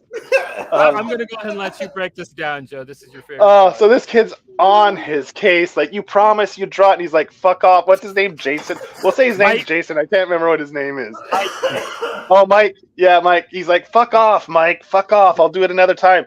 No, I want my drawing. And he's just harassing him. And he's like, oh, he starts feeling like pressure in his gut, and he's like, oh man, oh fuck, I've got a big one coming. He's like, I'm gonna fucking fart right in his face, the biggest, nastiest fucking fart I've ever had, because he's had a night of drinking, right, and stuff, and then bam, oh no, it ain't a fucking fart. He just full on starts shitting, and he can't stop, and he's just shit himself in the kid. What the fuck?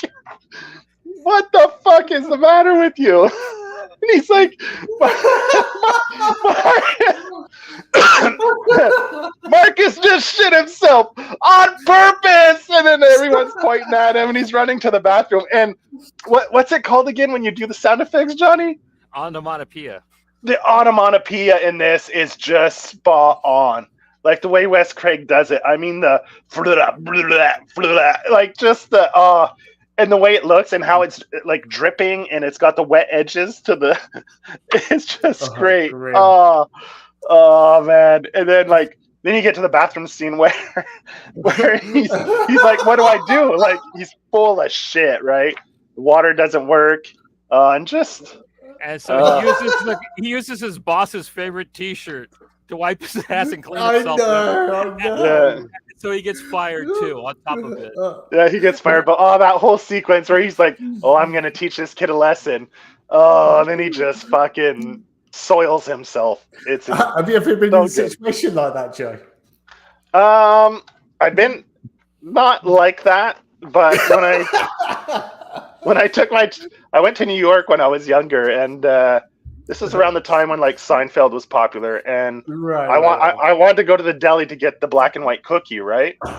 And I should have known better, because in that episode, the black and white cookie upsets Jerry's stomach, and lo and behold, the black and white cookie upset my stomach too. And our friends lived in Brooklyn Heights, and we were like just coming back into Brooklyn Heights from Manhattan, and I couldn't. And at the time, I had a problem with public washrooms, right? I just couldn't bring myself to go in a public washroom. Like, I had this thing. And I mean, he gave me the keys. I'd only been like to his place once, but for some reason my photographic memory kicked in, and I didn't miss a beat. I got to his place in record time, not really sure where I was going, but I found his like without flaw. And I'm running down the street, my ass cheeks clenched, running like a penguin. I'm like running like this down the street, my legs straight, my like that, and I just look like a fucking penguin running down the streets of Brooklyn Heights, man. And and he lived on the third floor. And I remember him warning me that his key was a little tricky. You had to like jiggle it the right way to unlock the door. So I got there, and I'm starting to sweat. Like, I'm breaking into a sweat, right? You're only sweating. And he has no elevator, so I have to go up, and like each step, like, because I have to step up, so my ass cheeks unclench. So it's like every step is danger. Like, I'm in the danger. Like, I got to the top, and then like, you know, the closer you get to the toilet, the more likely you are to release. So I'm like, and I'm playing with that bucket, and I'm like, motherfuck. Then I fucking kicked the bathroom door open and it started. I was like, as I'm whipping my pants down, it just started, and oh my god. Isn't it so funny though? The quicker you move, the worse it feels. Like if you go slowly, you're like, do you want to hear my story? Sure. Well, I used to be a DJ in well, not like a DJ. I used to play music in like indie discos. So, like a lot of rock and roll and like a little bit of this sort of indie dance music, all that sort of thing. Now, as I said, I enjoyed myself quite substantially in the 20s. So, when you play the music, you're kind of like in its own. You're a little bit center of attention, aren't you? Mm-hmm. So people like to come up and speak to the DJ because, I'm there and it's an early set. It's kind of like after work, but like before the clubs. It's not. I just play like normal music and just like a little bit sort of like bar vibes and that. And this bloke comes in that's not usually there till about 2 in the morning. He walks straight to the DJ booth. He takes something out of his pocket and just like sprinkles it over the top of the DJ thing. I'm like, what the fuck are you doing, mate? You're gonna get this boat. You're gonna get me sacked and you chucked out. And he was like, basically, I looked at. He was already wasted, right? He was fucked, and I thought the easiest way to get this out of the way is to just do it, and then he'll go away and he'll be like, yeah. So we do it. Put the next, and I always used to have the one that's playing, and then the one that's up next, and then on the top of the CDJs, I'd have the ones that come afterwards. So just in case I need to go for a piss or get a beer or something. So to keep them quiet, I do it. I load up the next song, and I'm sort of hearing this gurgle in my stomach. It's like, I'm like, what the fucking hell is that cunt just giving me? Sorry. So close. I was like, Jesus Christ. I was like, yeah, don't worry about it. We'll put them on. Did a couple more songs, and before we had a chance to line up the next couple of CDs, I was like, oh my God, this is bad. This is really bad. But the song was coming to an end. So I had to mix in the next song and then sort of line up the one after that just in case. And I stand there and basically the worst thing happened. You pulled a Marcus? Yeah, I basically Marcus this like to high heaven. So then I'm looking at the bloke going, what the fuck have you just given me? So I don't know if it was like a joke at my expense or something. Give me like a line of laxatives. Yeah, he cut it with laxatives or something. Yeah. So what I do, I'm thinking, well, the damage is done. I've gone to the. I've put the next song on. I've made sure it's like an 8-minute epic, and I've got a carrier bag with me that I keep basic DJ stuff in that I needed for the night. Go into the toilets. Get everything right as it is, tie the plastic bag up and put it under the DJ booth. But because it was right at the beginning of the night, I'm there, like, clean myself up, it's not busy, like, everything's fine. I'm having a whale of a time. The bloke comes back, maybe I've just had a bad reaction. He's a very generous fellow. I'm having the time of my life. Like, by the end of the set, everyone's fucking going for it. Everyone's had a wicked night out. I've had the time of my life. I take everything home with me, go to my next gig, which was like the midnight or like 2 a.m. gig, whatever it was. Play my next set, had a brilliant night. I get home. A week later, I go back to the first venue, and the bag, right? I start setting up, and the manager comes over to me and goes, I think you forgot something last week. Oh, man, he kept it? I would have just thrown it in a dumpster out back. Fuck. No, I was like, because after that, I was just like, yeah.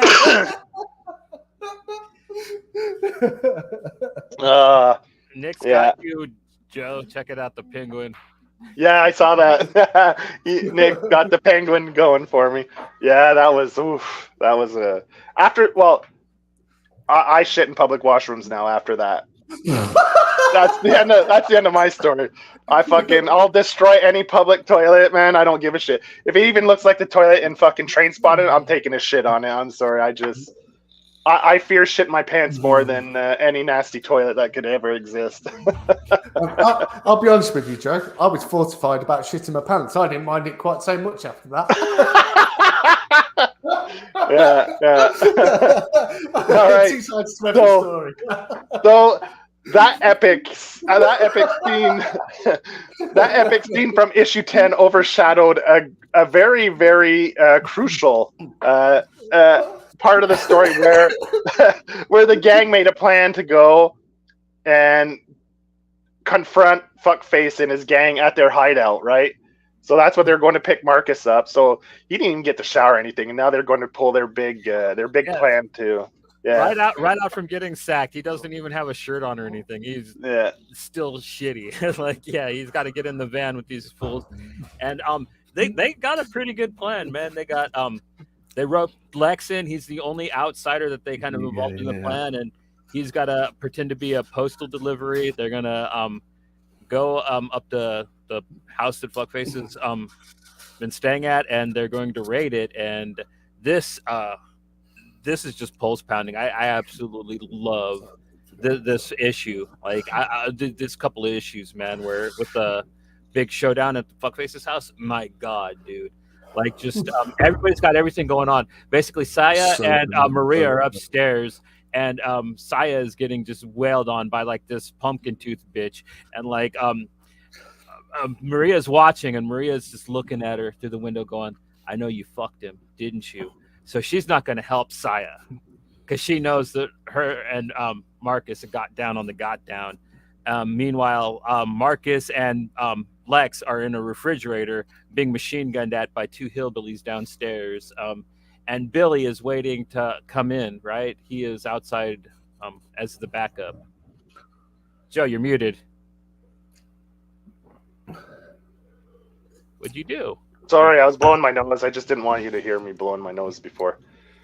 No, I was just agreeing. I was just saying, yep. Okay. Yeah. And you get all this like really cool stuff's happening. Basically, finally, this big kind of like Jason Voorhees, Hills Have Eyes type dude catches Maria. So Saya takes out the chick that's on her, and dude, I love this sequence with Maria. Like, wonders why I'm such a huge fan for her. But the pitchfork, like, yeah, that pitchfork scene is gruesome, man. I mean, you guys, anyone watching can see it with the eyeball, and just that sequence after of her just letting loose on her, just taking out all her rage that she has built up towards resentment towards Marcus, Maria. She's just Chico's father, just everything bad that's ever happened to her in life. You could see it just coming out. The rage is just coming out on right at that moment with the pitchfork. I think as well, because the way it's written and the way it's illustrated, it's quite easy to not acknowledge how a true representation of post-traumatic stress this is once you find out more about the character. Like the repression and the acting out, and also almost subjecting yourself physically in a way that's almost sort of like not against common sense and things like that. And then as the story goes on, you find out how much she's actually suffered, and that it's actually quite a true representation of what post-traumatic stress is. And you're not talking about necessarily like major events, like maybe a car crash or having been at war or something, but just maybe like childhood trauma, which is in this in this instance the case, or even I thought it was something that wasn't portrayed in a way that we're now doing this kind of story, but it was kind of in there if you wanted to interpret it that way. And I thought again, it's just a credit to Remender because it was very delicately but still fully represented. For sure, yeah. Like, he doesn't hit you over the head with anything. He leaves the breadcrumbs there, and follow them if you want, but all the signs are there. Like you say, interpret it how you want, and depending on your life experiences, you might interpret it different ways than another person, right? So exactly, and that way, it's a very clever way of writing, whether it's intentional or not, because you're still keeping your audience open. People that want one side or the other. It's not, and I don't want to say it's in a controversially way, but like a lot of modern writing is either trying to portray one way or the other, and it's not up for interpretation, so it's alienating. But the way that this is written, it's 100%. You can either interpret it or you can just enjoy the story, and that's it's a lost art in some respects. Mm-hmm. Yeah, for sure. So the team kind of whittled down Fuckface's crew, and Marcus ends up down in the basement with them, and it's pretty nasty. He finds the old lady that ran the boys' home, the orphanage, still alive. Exactly. She's like in my God, pig costume. What a moment! Yeah. Oh yeah, she's got the pig nose on and everything, and brainwashed, right? Probably what Spanky was just talking about, traumatized. Yeah, yeah, just yeah. Yeah, a little bit of as usual of Stockholm as well. Yeah, exactly. Like in the cage on all, just in a small cage where she can't even barely sit up in. So she's crouched down on all fours, like crazy. He just turns up every morning with some dog food, and it's like Stockholm Bay. Yeah, exactly. Yeah. Then it goes back up to the scene with the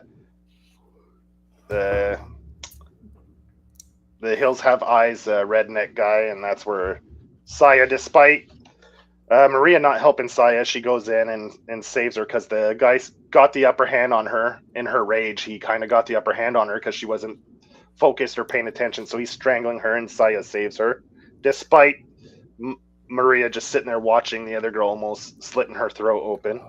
Do you mind if Katana through the gun. Go ahead. Yeah, I think this is something that again comes into how Remender writes set pieces. He knows how to take a breath before the action.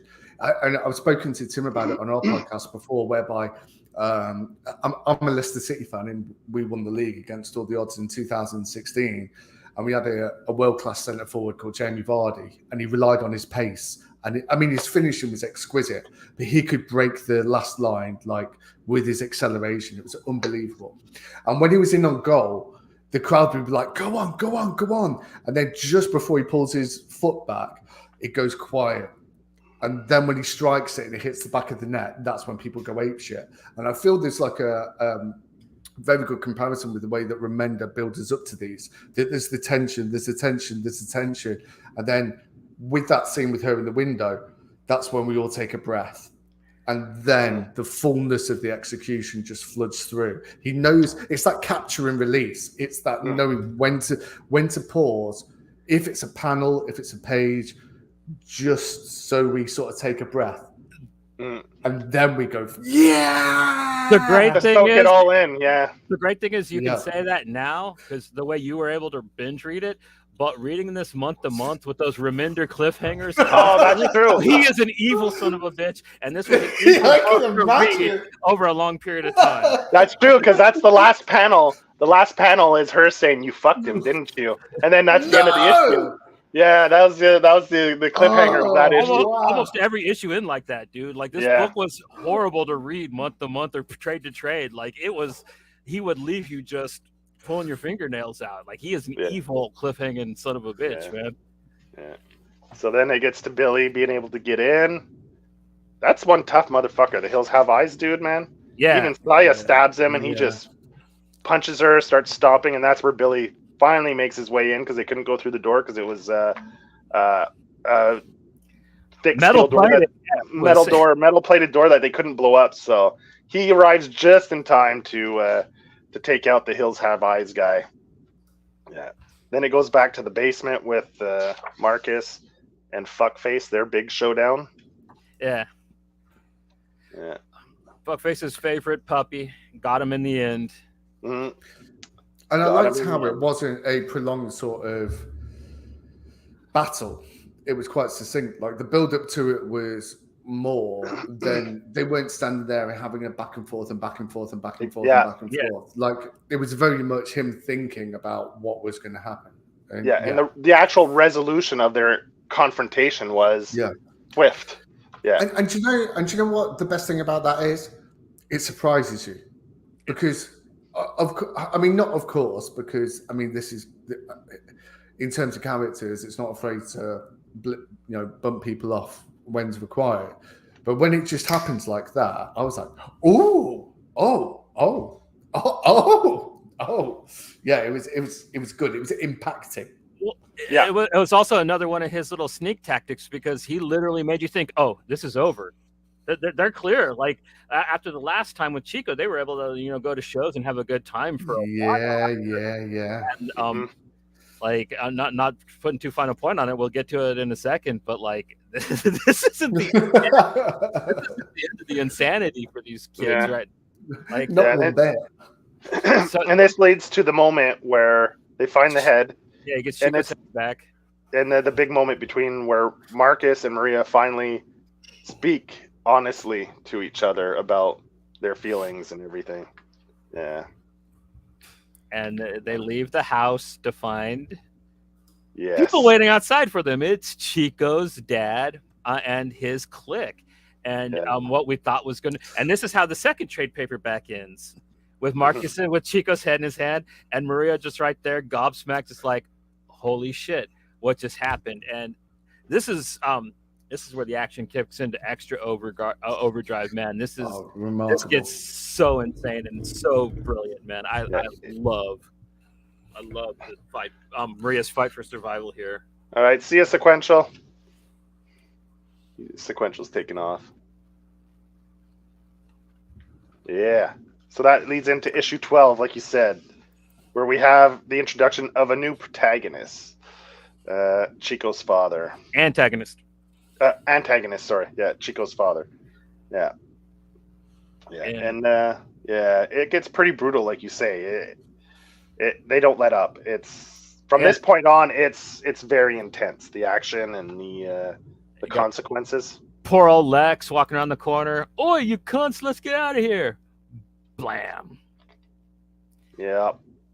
Tits up. Yeah, blam. Tits up. And it just kicks into high gear. You get this kind of black metal looking dude on his bike, and the fire breathing dude, and they're chasing him down. You got Marcus. I don't know. Do you think Wes Craig wanted to do a Lobo book, and this is his way of doing a Lobo book? I think it's his way of homaging it a little bit. Not to mention, like, he throws a lot of black metal imagery into this book. There's actually a lot that's going to be happening in the next couple arcs. So I think it was just kind of hint of it, because Latinos, they love their black metal and their death metal. So but I love the chase on the bicycle versus the motorcycle, and this explosion when they're going down the hills of San Francisco. That's the only city I can think of in America where you could do a chase like this and like have it rendered so insanely, because like just the big lumping hills of that town, it's so incredible. And where a bicycle might have a chance slightly of outrunning a motorcycle, right? Because you're going downhill, right? Any other scenario, this chase sequence wouldn't make sense for it to last this long. And so like they kind of get away for a second. They're on a bus, but like they stop it and like they're waiting on the bridge for the two dudes to catch him. And I love this sequence with Maria just with the fire behind her. Ah, she is so fucking cool. Yeah, it's brilliant. It's brilliant. Yeah. And like basically they get their revenge, and Marcus gets to harpoon a fool, but he gets thrown off the bridge, and like Maria gets kidnapped, and but she she kills Chico's dad. It's pretty brutal, man. It's really cool. Issue 13, yeah. After she gets kidnapped. Yeah. That's Willie. Willie comes to save the day, doesn't he? Yeah, he comes back with the garbage truck. He catches Marcus, like. Are we missing out a death of a character? I thought about Lex getting killed. Oh, did you? Yeah. Yeah. When he turns the corner, he's like, "Hey, cunts, let's get out of here!" Blam. Oh, yeah, you did. And then I went, yeah, that's great. Sorry, guys. Tits up. That's where he says tits up. Then he gets a fucking. And then I went, yeah, tits up. Yeah. Now remember that. Blam. I was on the YouTube when you said it. Do you remember that? I was there when you said it. Just a few minutes ago, me at the bottom of the screen. Yeah. So you have Willie coming, saving Marcus's ass with the garbage truck.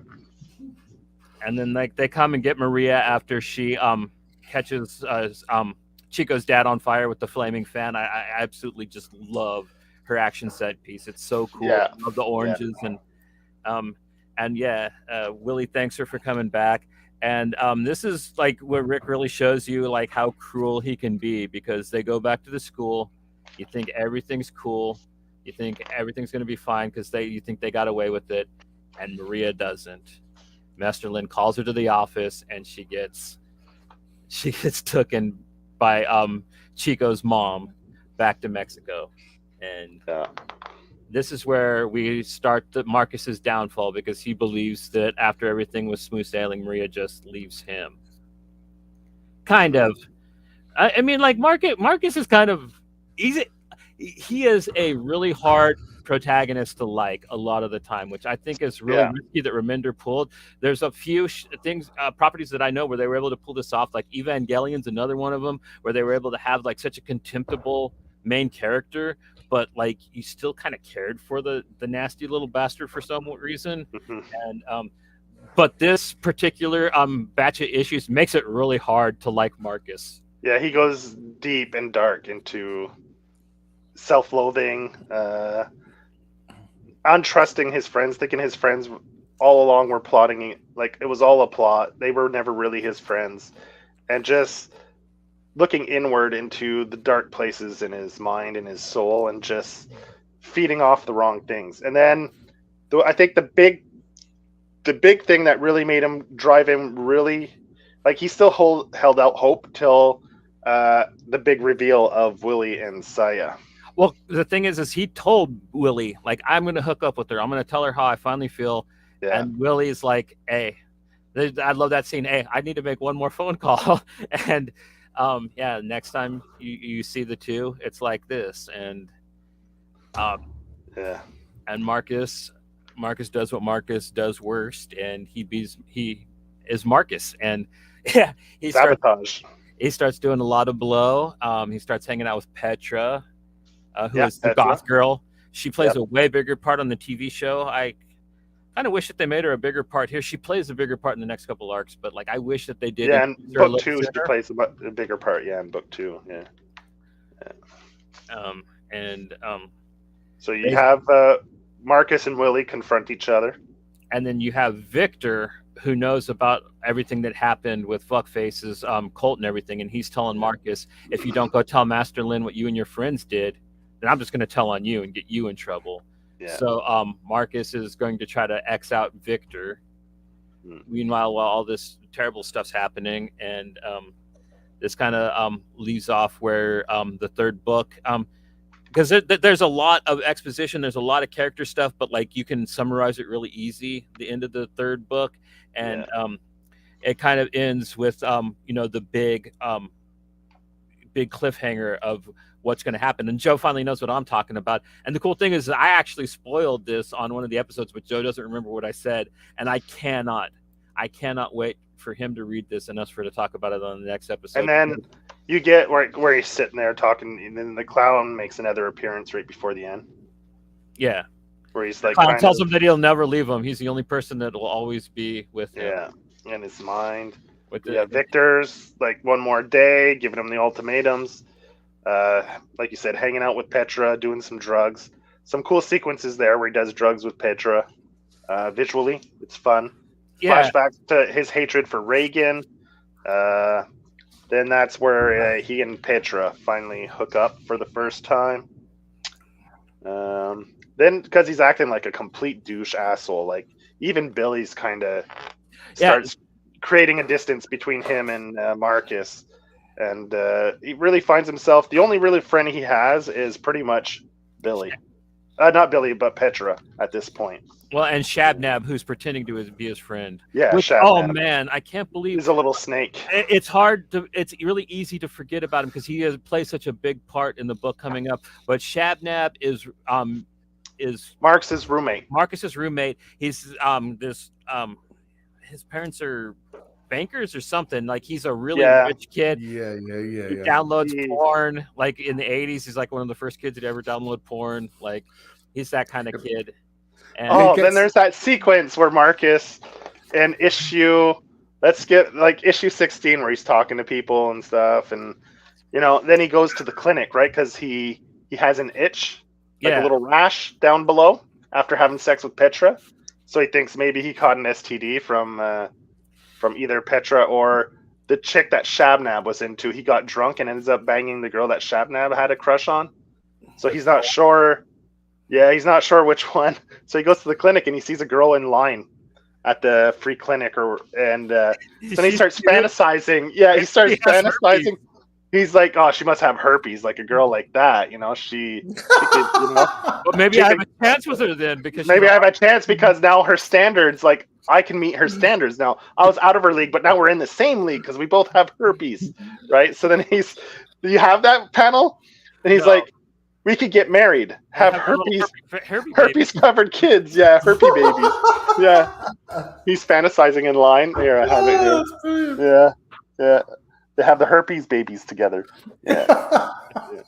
And then when she gets there, then he finds out what she's actually there for. She has HIV. Oh. Yeah. So then that kind of puts a damper. He's like, I've been having a lot of sex without condoms lately. It's what he tells himself. So then he goes and sees the doctor, and that's another part there's a little bit of dark, but then there's a lot of humor, like the sequence leading up to the reveal of what the girl actually has is so humorous and funny. And then he hits you with like, she has AIDS, and it's like, oh fuck. So it takes you from like laughing out loud to being like, holy shit, this is fucking serious, like it's great. Isn't that the perfect balance though? Levity and tragedy in the same breath. Yeah. Like, and Taika Waititi, as much as I think about Thor Ragnarok, Taika Waititi before that, he did it perfectly. Mm-hmm. Yeah. And then come to find out is Marcus's rash is just simply a stubble rash. Yeah, from Petra being a girl that shaves her undercarriage. So her down under, she shaves, and that's what she probably hadn't had a fresh shave recently, and they banged, and the friction caused that. So then he's kind of relieved about that. Yeah, so that's one of the so that's one of the scenes I found pretty fun. So then he's still plotting to take Victor out. This leads to a very intense scene right near the end where he's chasing Victor around the school. Then there's an assembly. He tries to kill him in the shower. It's funny. Well, initially he was going to kill him in the cemetery when he goes for his run. Then he gets distracted and fucks that up. So he follows him into the showers, where he goes to kill him in the showers, like you say. For some reason, he doesn't pull the trigger right away. And then as he goes to pull the trigger, Victor goes to reach for his soap. So he turns his head, where Victor only fucking shoots his ear off instead of actually shooting a bullet through the back of his head. And he slips on the soap, falls. Victor takes off. Marcus takes off after him. They shoot, and as he goes to shoot, a teacher walks in, accidentally blows the teacher's head off, chasing him down the hallway into the auditorium where they have the announcement. The announcement, the assembly. And what do you have the reveal for that? No, I didn't want to. No, I didn't clip it. Do you want to? Well, we've done spoilers because I'm gonna say what happens. Yeah. Well, then it goes and go for it. Yeah. Whoops. There. He pulls out any student that got the box with the rats in it, the dead rat, the carcass. Well, it's open season now. So what is it? The freshmen have to hunt and kill as many rats as possible? Yeah, it's the class final, basically. Like it's the class final. All the rats must be eliminated.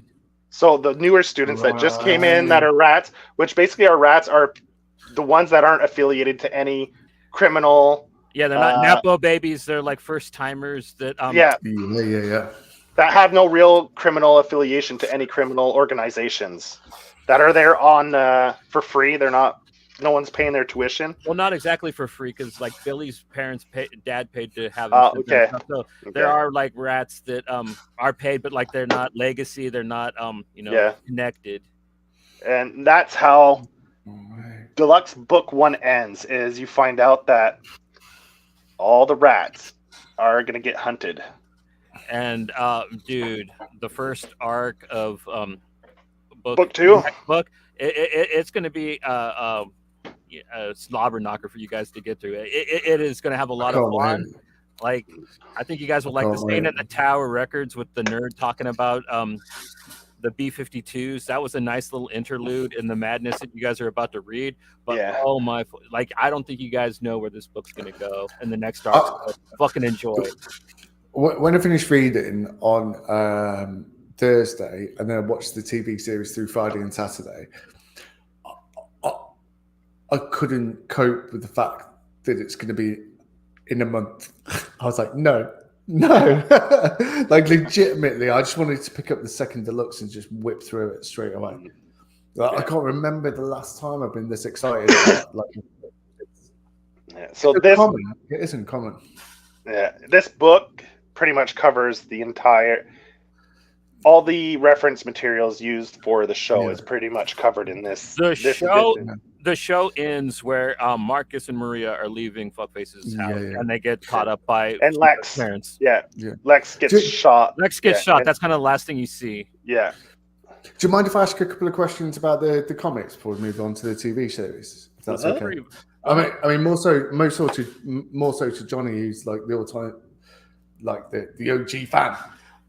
Like in the first deluxe issue, like in the deluxe, I found like the more I read about it, the more that actually the King's Dominion was actually redundant to the story, and kind of like also the rules that were like set at the beginning, like you can't have sex, you can't do drugs, you can't kill another housemate, and this was almost kind of, it was quite unfamiliar to me for a Remender story to be quite so poppy, and it reminded me more of how Matthew Rosenberg constructs the story and also the tone, but especially like the villainry, like the antagonism was kind of almost more like Garth Ennis, like Fuckface could have been taken straight out of Preacher.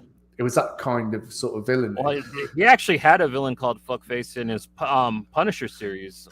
Right.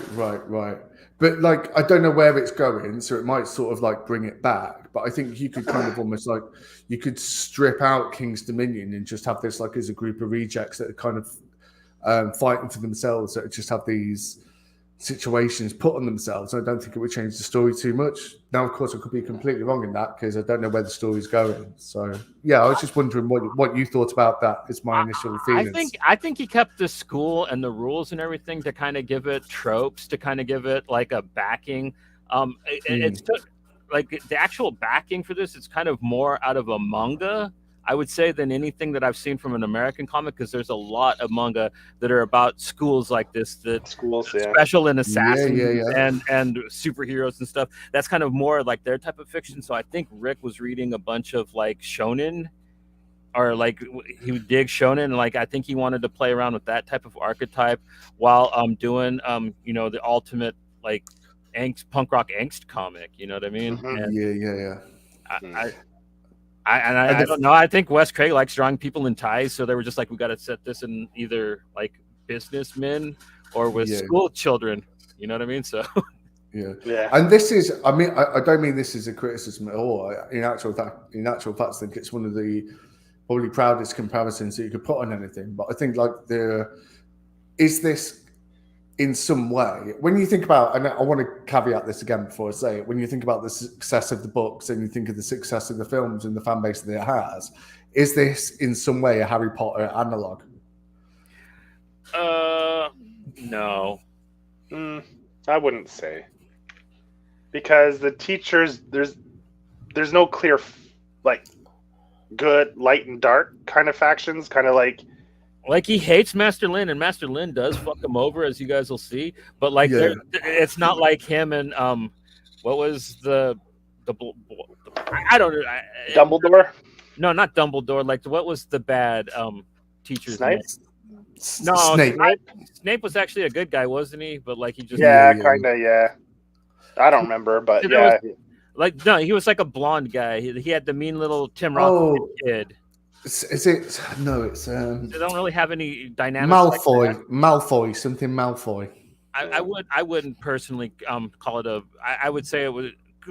Harry Potter took a lot from manga too. You know what I mean? Like, but Lord of the Rings as well. I mean, actually, J.K. Rowling stole from everything. Like, Harry Potter is the most. Because like I could get into this. I don't want to make this a Neil Gaiman episode, but like I remember the first time I ever saw Harry Potter, the girl was wearing the shirt at school, and I was like, "Hey, dude, cool, Books of Magic, Tim Hunter," and she's like, "No, this is Harry Potter," and I'm like, "No, that's Tim Hunter," and like she showed me the book, and I'm like, well, did they change it? That's the Books of Magic kid. He's got the owl and everything. Yeah. So, right. But and again, it was just, I was curious to know what your thoughts were, because there are a couple of things when I was doing my research that I heard, and I thought, oh, that's interesting. So I think he Good did it oath. to keep it kind of with an aesthetic. Like he mentions a lot of, he references Love and Rockets a lot in there, which I think Yeah, that yeah. him and Wes Craig did take a lot from the Hernandez brothers. From the book, of course, they ramped up the action and the gore and everything, but there is a Yeah. lot of love to stuff like that. So, Yeah.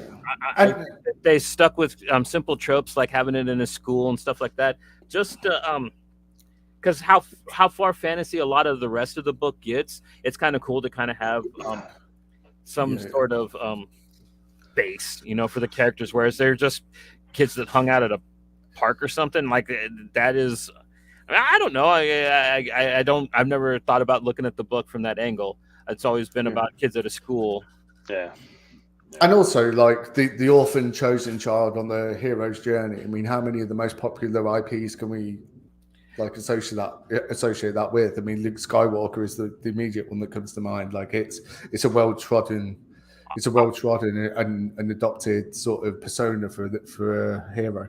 I actually don't read the book for Marcus though. Like I love the other most of the other characters more. Yeah, And yeah. as you guys will see in the next couple arcs, like with the new characters that'll come in, like it's really easy to kind of put him in the background a lot of the time too, because like even the book doesn't try to point him out as the chosen one. You know what I mean? Like that's the kind of thing. Is like he has that sort of narrative, Right. but he never quite makes it over the hump. You know what I mean? Yeah. Yeah. Cool. Yeah. No, great. Thank you. All right. So the show. This was a sci-fi series that picked it up, adapted in what was the year? 2019. 2018-19. Yeah. By Sci-Fi.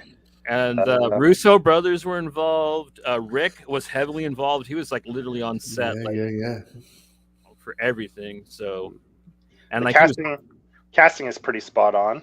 It's fucking brilliant. The only complaint I have is the guy that played Billy. He looked the part, but I think he was too tall because Willie was always kind of short. Yeah. Yeah, Willie. Well, but that's a nitpick because like I still think the actor nailed it. He was kind of tall. Willie, for Willie's character, because he was always a little smaller in stature. Yeah. I mean, we were talking just before we got on, and I think the two components of a successful adaptation. I think from our point of view, at least, who are kind of invested in it, because like I said, I binged it in the last couple of days. The two components are: is it a true adaptation, and second of all, is it a good TV show? And I think there's not been anything since The Walking Dead that's done it this well. And I actually think if you just switched the timeframes around for Deadly Class being in that Breaking Bad, Walking Dead era. What did Walking Dead do well again? Well, I mean, I just mean from the point of like a true adaptation and the ratings at that time. Like it went from the season finales from 2.4 to 5, and it went up to like 12 and a half million views on as it was showed, as opposed to the previous record being about 2.5 million for cable TV. And I think if you switch like Deadly Class to that, I think this is an adaptation whereby there's some passages in it where if you press like pause, you can just put a speech bubble on it and it's a direct representation. And it blew my mind how true an adaptation this was from the comics, and also how good a TV program that they actually managed to produce. Those Wes Craig animated spots, man. What about those? Jesus Christ! It's just, the whole thing was just perfectly executed. I couldn't stop watching it. I couldn't. I was legitimately like just fucking frozen watching it and just pressing next. There was one character that I think the show elevated to another level as opposed to the book is Master Lin. Not so much his story, but the character itself. Because Benedict Wong did a fantastic job where his presence was much more imposing and relevant, like not character-wise, but how important he was to the show. Because Master Lin is kind of more of a background character in the books, whereas Benedict, like the way they wrote him for the show is they brought him more to the forefront, right? He was more prevalent. And he did a fantastic job with the character too. In a way, though, it's kind of my least favorite part of the show, though. I don't know where they were going with it, but all this added stuff that they put into the show about his sister and the daughter, like I kind of hated it because I didn't see where it went. Like I kind of really wish the show went on just so I knew what the hell they were doing with that crap. Yes, I agree with you there. That change in the story I didn't like, but his interpretation of the character I love, like the way the way he acted it, and I thought he was good in the role. He didn't write the story; he just acted it, and I thought he did a fantastic job. Well, one thing that I figure is because they hired Benedict Wong, you know, the cute give him guy a more, from the Marvel shows, they had to make him a good guy. They couldn't have Master Lin be the shitty, evil little dude, so they had to give him an evil sister, which kind of pisses me off a little bit. But like, I think Benedict Wong could have played a really good evil Master Lin. Yeah. You know what I mean? So he's like you said, it's a double-edged sword. The best and worst part of the show was probably that. Yeah, I actually assumed that the sister thing was something that was brought forward from future volumes that I hadn't read yet, and it was just sort of brought into this to give it a little bit more purchase for 10 episodes. And also the threesome scene, I thought that's going to happen at some point in comics. Dude, that was fucking brilliant. See, that was the cool thing. There was neat little things like that with the kids the show added. I like the detention episode, where like they're all in detention together and they break out and like they go up into the treasure room. Breakfast Club episodes. Yeah, they're jumping motorcycles and stuff. That was so cool. I loved all that stuff. Yeah, they added a lot, and I like I said, they kind of brought Petra's character out. I really like the actress that played Petra. I thought that the love triangle between her, Lex, and Billy that they created for the show, I thought was really cute. I actually thought the love triangle was the one bit that was like ostentatiously weaker than the comics. Actually, not to contradict you, but I feel that in the comics there was panels and glances, and it was seeded, and it was a lot more interpreted. Where in this, when he fucks, is it Saya? No, not Saya. It's when he cheats on. Is it Saya? The one? Yeah. When he fucks her, it seemed like a much more spur of the moment thing where it hadn't been seeded with he was in love with her to start with. It just felt like a serendipitous relationship with Maria. And with Maria, I actually thought she played the role really, really well. And when I was listening to a couple of podcasts with her interview, she actually had a similar trauma to that when she was younger, that she actually had a very abusive relationship. So she managed to adopt the persona of that almost without even thinking about it. So I thought that aspects of it was done, legitimately well. Whereas that sort of love triangle, I felt that there wasn't the early seeding for us to because in the comics as well, you are, and I don't know if this is just coming from sort of like the male sort of gaze, but I was not sympathetic to it, but I could watch it with sympathy, thinking, well, I could understand how this sort of situation involves. Whereas it just sort of portrayed him as a little bit of a dirty dog cheater in their TV series. Mm-hmm. One thing I also liked, I kind of liked the way that Maria played Marcus on the show. Like from the get-go, she was setting him up to try to have him kill Chico from the start. Yeah. See, there were really neat little things that they did in the show that were, I would say, slightly better than the comic, but there are also a couple things that I kind of wish they didn't do. But I also really like the serial killer character, the one that the teacher, one of the teachers, the one from French, Stuart French. Yeah. French Stewart. Yeah, that was great. He makes him get him a burrito and some I like his character. His character was really good. And I tell you what, Chico, the guy that played Chico, Michael Duvall, Michael Duvall. Michael Duvall, yeah. He was. My God, he knew the character that he was playing. Yeah. And in the comic, it was like devious and in like impressing and just like almost maniacal, but he had this sort of calm resistance whereby if he said something, anything he said, you believed it, you feared it immediately. Like there was no fucking about with the guy. And when he kills the guy in his back seat, when Maria's in the back seat next to him, And he just turns around and shoots it. She gets the blood splatter, and he's just fucking cool, calm, collected. And he gets in the back and just basically tells her he loves her. And don't worry, baby, we needed to do this. Thank you for supporting me. It's just, he was fucking cold as ice. Yeah. Yeah. He was good. But if I have one more negative, I got to get on this really hard. It's the way that they did Willie, man. I hate what they did with his character on the show, like giving him the girlfriend and making him leave at the end. Like that didn't happen. Like that was so terrible. Weird. And the fact that they made him like a bigger jerk than he ever needed to be, like, because after the assignment, him and Marcus were just friends in the story. Yeah. But in the show, like, he keeps fronting and he keeps, like, I don't know. I don't understand. And they tried to move Billy in to kind of replace Willie as Marcus's best friend on the show, which I kind of hated, because I really loved Marcus and Willie's friendship. I thought it was kind of what really endeared me to the book, you know, like the little gutter emo kid and the gangster baby, you know what I mean, hanging out together. That was interesting stuff. Yeah, and I think as well, like, by the end of the first Deluxe, I suppose by the end of the TV series, like, it was clear who had the agency. The people that were supposed to be there, the people that were actually had this history, the people that actually had the ability, and the ones that were just almost brought into it on happenstance of rumor and almost negotiation. And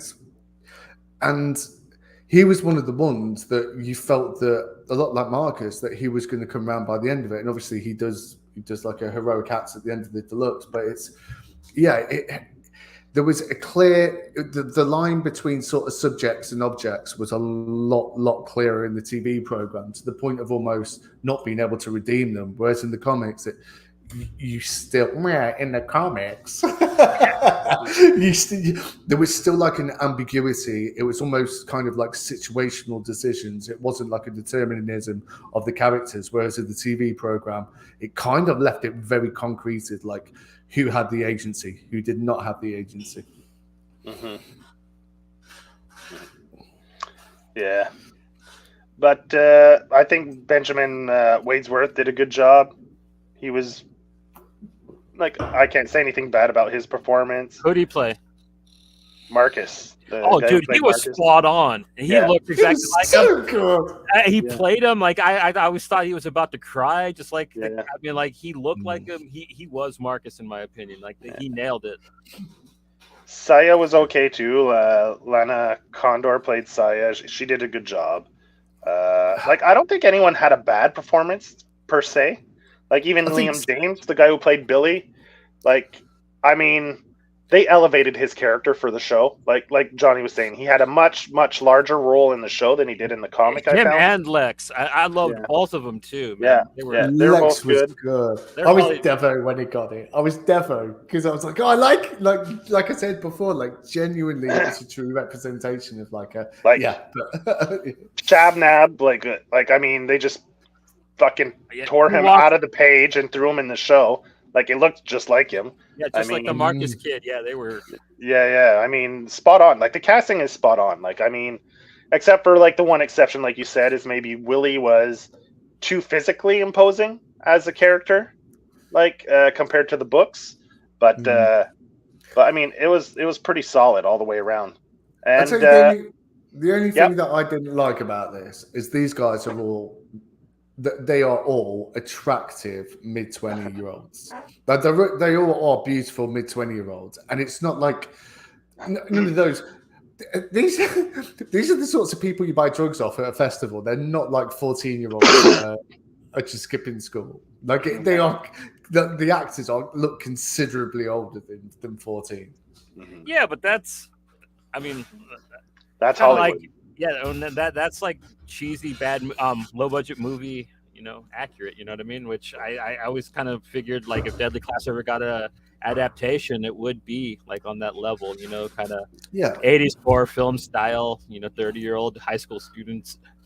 And it also lets us watch it and talk about it because we're not sort of watching like a kids TV program that has swear words in it. Like, by upaging them, it makes them almost like relatable to us visually, as opposed to having actual 14-year-olds. So I kind of like understand why, but at the same time, Come on, And I don't like, know. I don't have sexy feelings about an on-screen 14-year-old.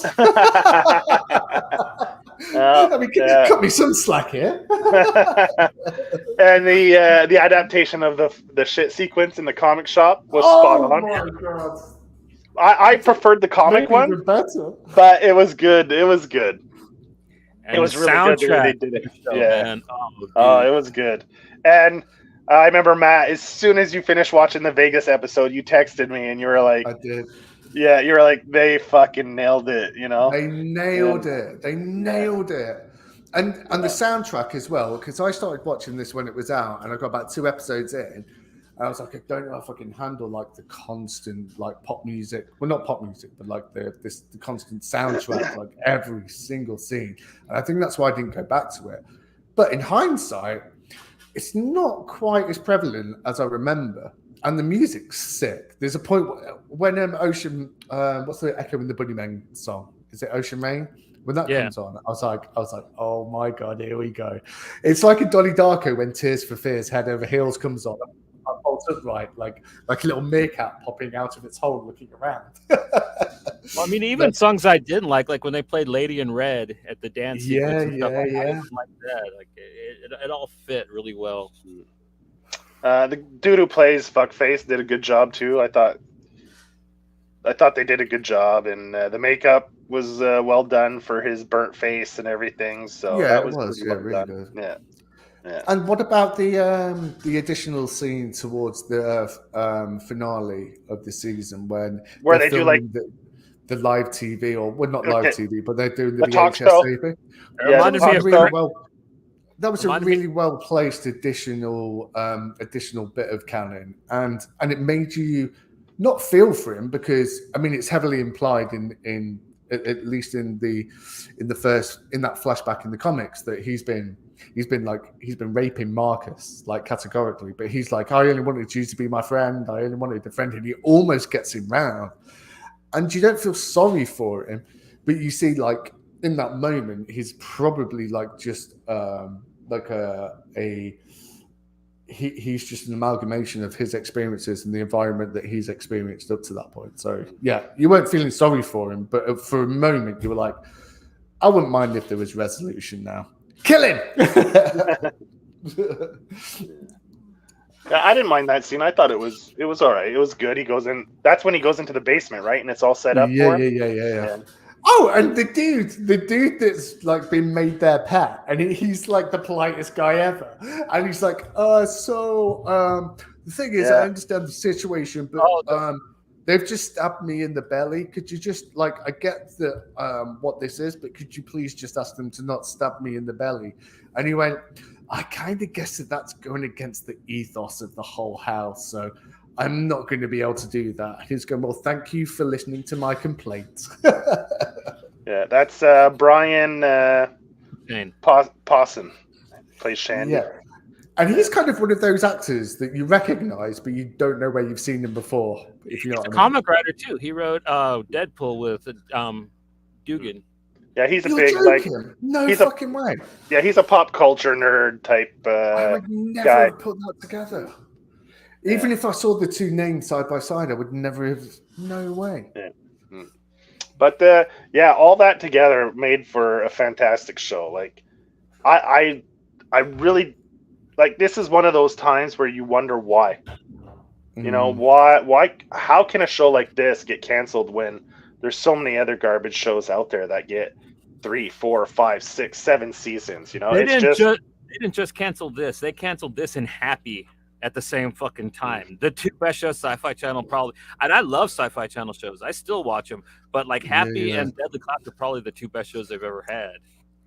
Yeah. And Happy was one of those rare ones where the source material was so limited, and it was brilliant. I mean, I got my dad to watch it, and he absolutely loved it. But that was in the sort of height of the MCU, so he was like most people, where they just wanted to gobble up the information and the knowledge of comics and stuff. Yeah. And then the second season of that, wow, the first episode where that guy's flayed and he's being suspended from the ceiling. Yeah. I actually had to turn away. Like, it was, how do you take something like Happy and make it more just fucking foul and sort of animalistic. Yeah, wow. Did it was a Grant Morrison book, wasn't it? Yeah. Did he have much input into the TV series? Yes. Or was it just he actually wrote a bunch of the episodes, the teleplays for him. Good. And you can tell, right? You can tell. Yeah. It's a fantastic. We love that show. We're supposed to do an episode on it eventually. Yeah. So yeah, man. So the fantastic adaptation from the source material. I mean, anyone who's a fan of the book, I mean, even though I know a lot of people are like, oh, there's just one season, it got canceled, I'm not going to waste my time. It's not a waste of time because it's so well done. And I mean, anyone who enjoys the book should thoroughly enjoy the show and the performances by it. And I mean, definitely go check it out. It's worth your time. Yeah, it's not going to detract anything from you. You know what I mean? To watch it, it's not going to take. And do you know what? It just enhanced it for me from reading that first Deluxe, the first part of the week, and then just binging it. It just enhanced everything about the comic, because being able to see them so close together from what I watched to what I'd read, it was amazing. I was like, oh, that's exactly the same. Yeah, it was a great experience. A great experience. I feel so fortunate to have done it this week. It's been great. Yeah. It's absolutely fantastic. It's the most I've enjoyed consuming media in a very long while. On both counts. And if you're a fan of the book, like even if you have every protestation you could think of, watch it for Wes Craig's animated segments. There's at least one every episode, and they are just gorgeous, man. Like they are gorgeous. So yeah, man. So that's our first episode, part 1 of the Deadly Class 4-part series we're going to be doing with Matt, with Mr. Spanky, the Sunday Spank. Our first episode of the Sunday Spank as well. So, man, thanks to everyone who tuned in. Thank you to anyone who's going to be watching it as the replay. Thank you to Matt for joining us today. It was a great time. Thanks to Johnny for always recommending great books, and and we're going to be getting to more stuff Johnny likes. We just got to find the time to read it, and this is just the first one of many that we'll probably be doing deep dives into. So definitely be here for the next one, because there's going to be some revelations in the next book that are going to be so great to hear Matt and Joe learn about and talk about. So please be here. Like it's going to be a lot of fun for you to learn about them too with them. I think it'll be a great experience. So on Tuesday, we were going to be having Mr. David Luan on. We're going to be talking about his books Eureka and Dusk Witch. We're also going to be talking about probably his music. He's in a few bands. Born Twins is probably the one that he's kind of working the most with right now. Listen to it, some good stuff. So we're going to be talking to him. And then on Friday, we're going to be having, man, how do I say his last name? Steph Jumet. Jumet. Yeah.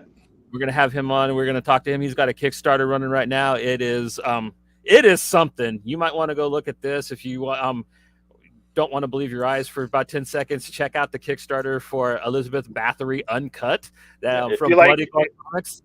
If you like werewolf porn, like that's gory, vampire, erotica in comic form. Well, yeah, with werewolves, peanut, like it's graphic. If you like graphic comics, this will definitely satiate your appetite. But we're gonna have him on. He's drawn for Ninja Turtles. He's done his own books, Renegade XL 900 and Slaughtered Kingdom. So we're gonna talk to him about that. That's gonna be groovy. So yeah, that's Friday and Tuesday for you. And we'll see you guys then. Until then, take it easy, y'all, and enjoy the rest of your Sunday. Work hard next week.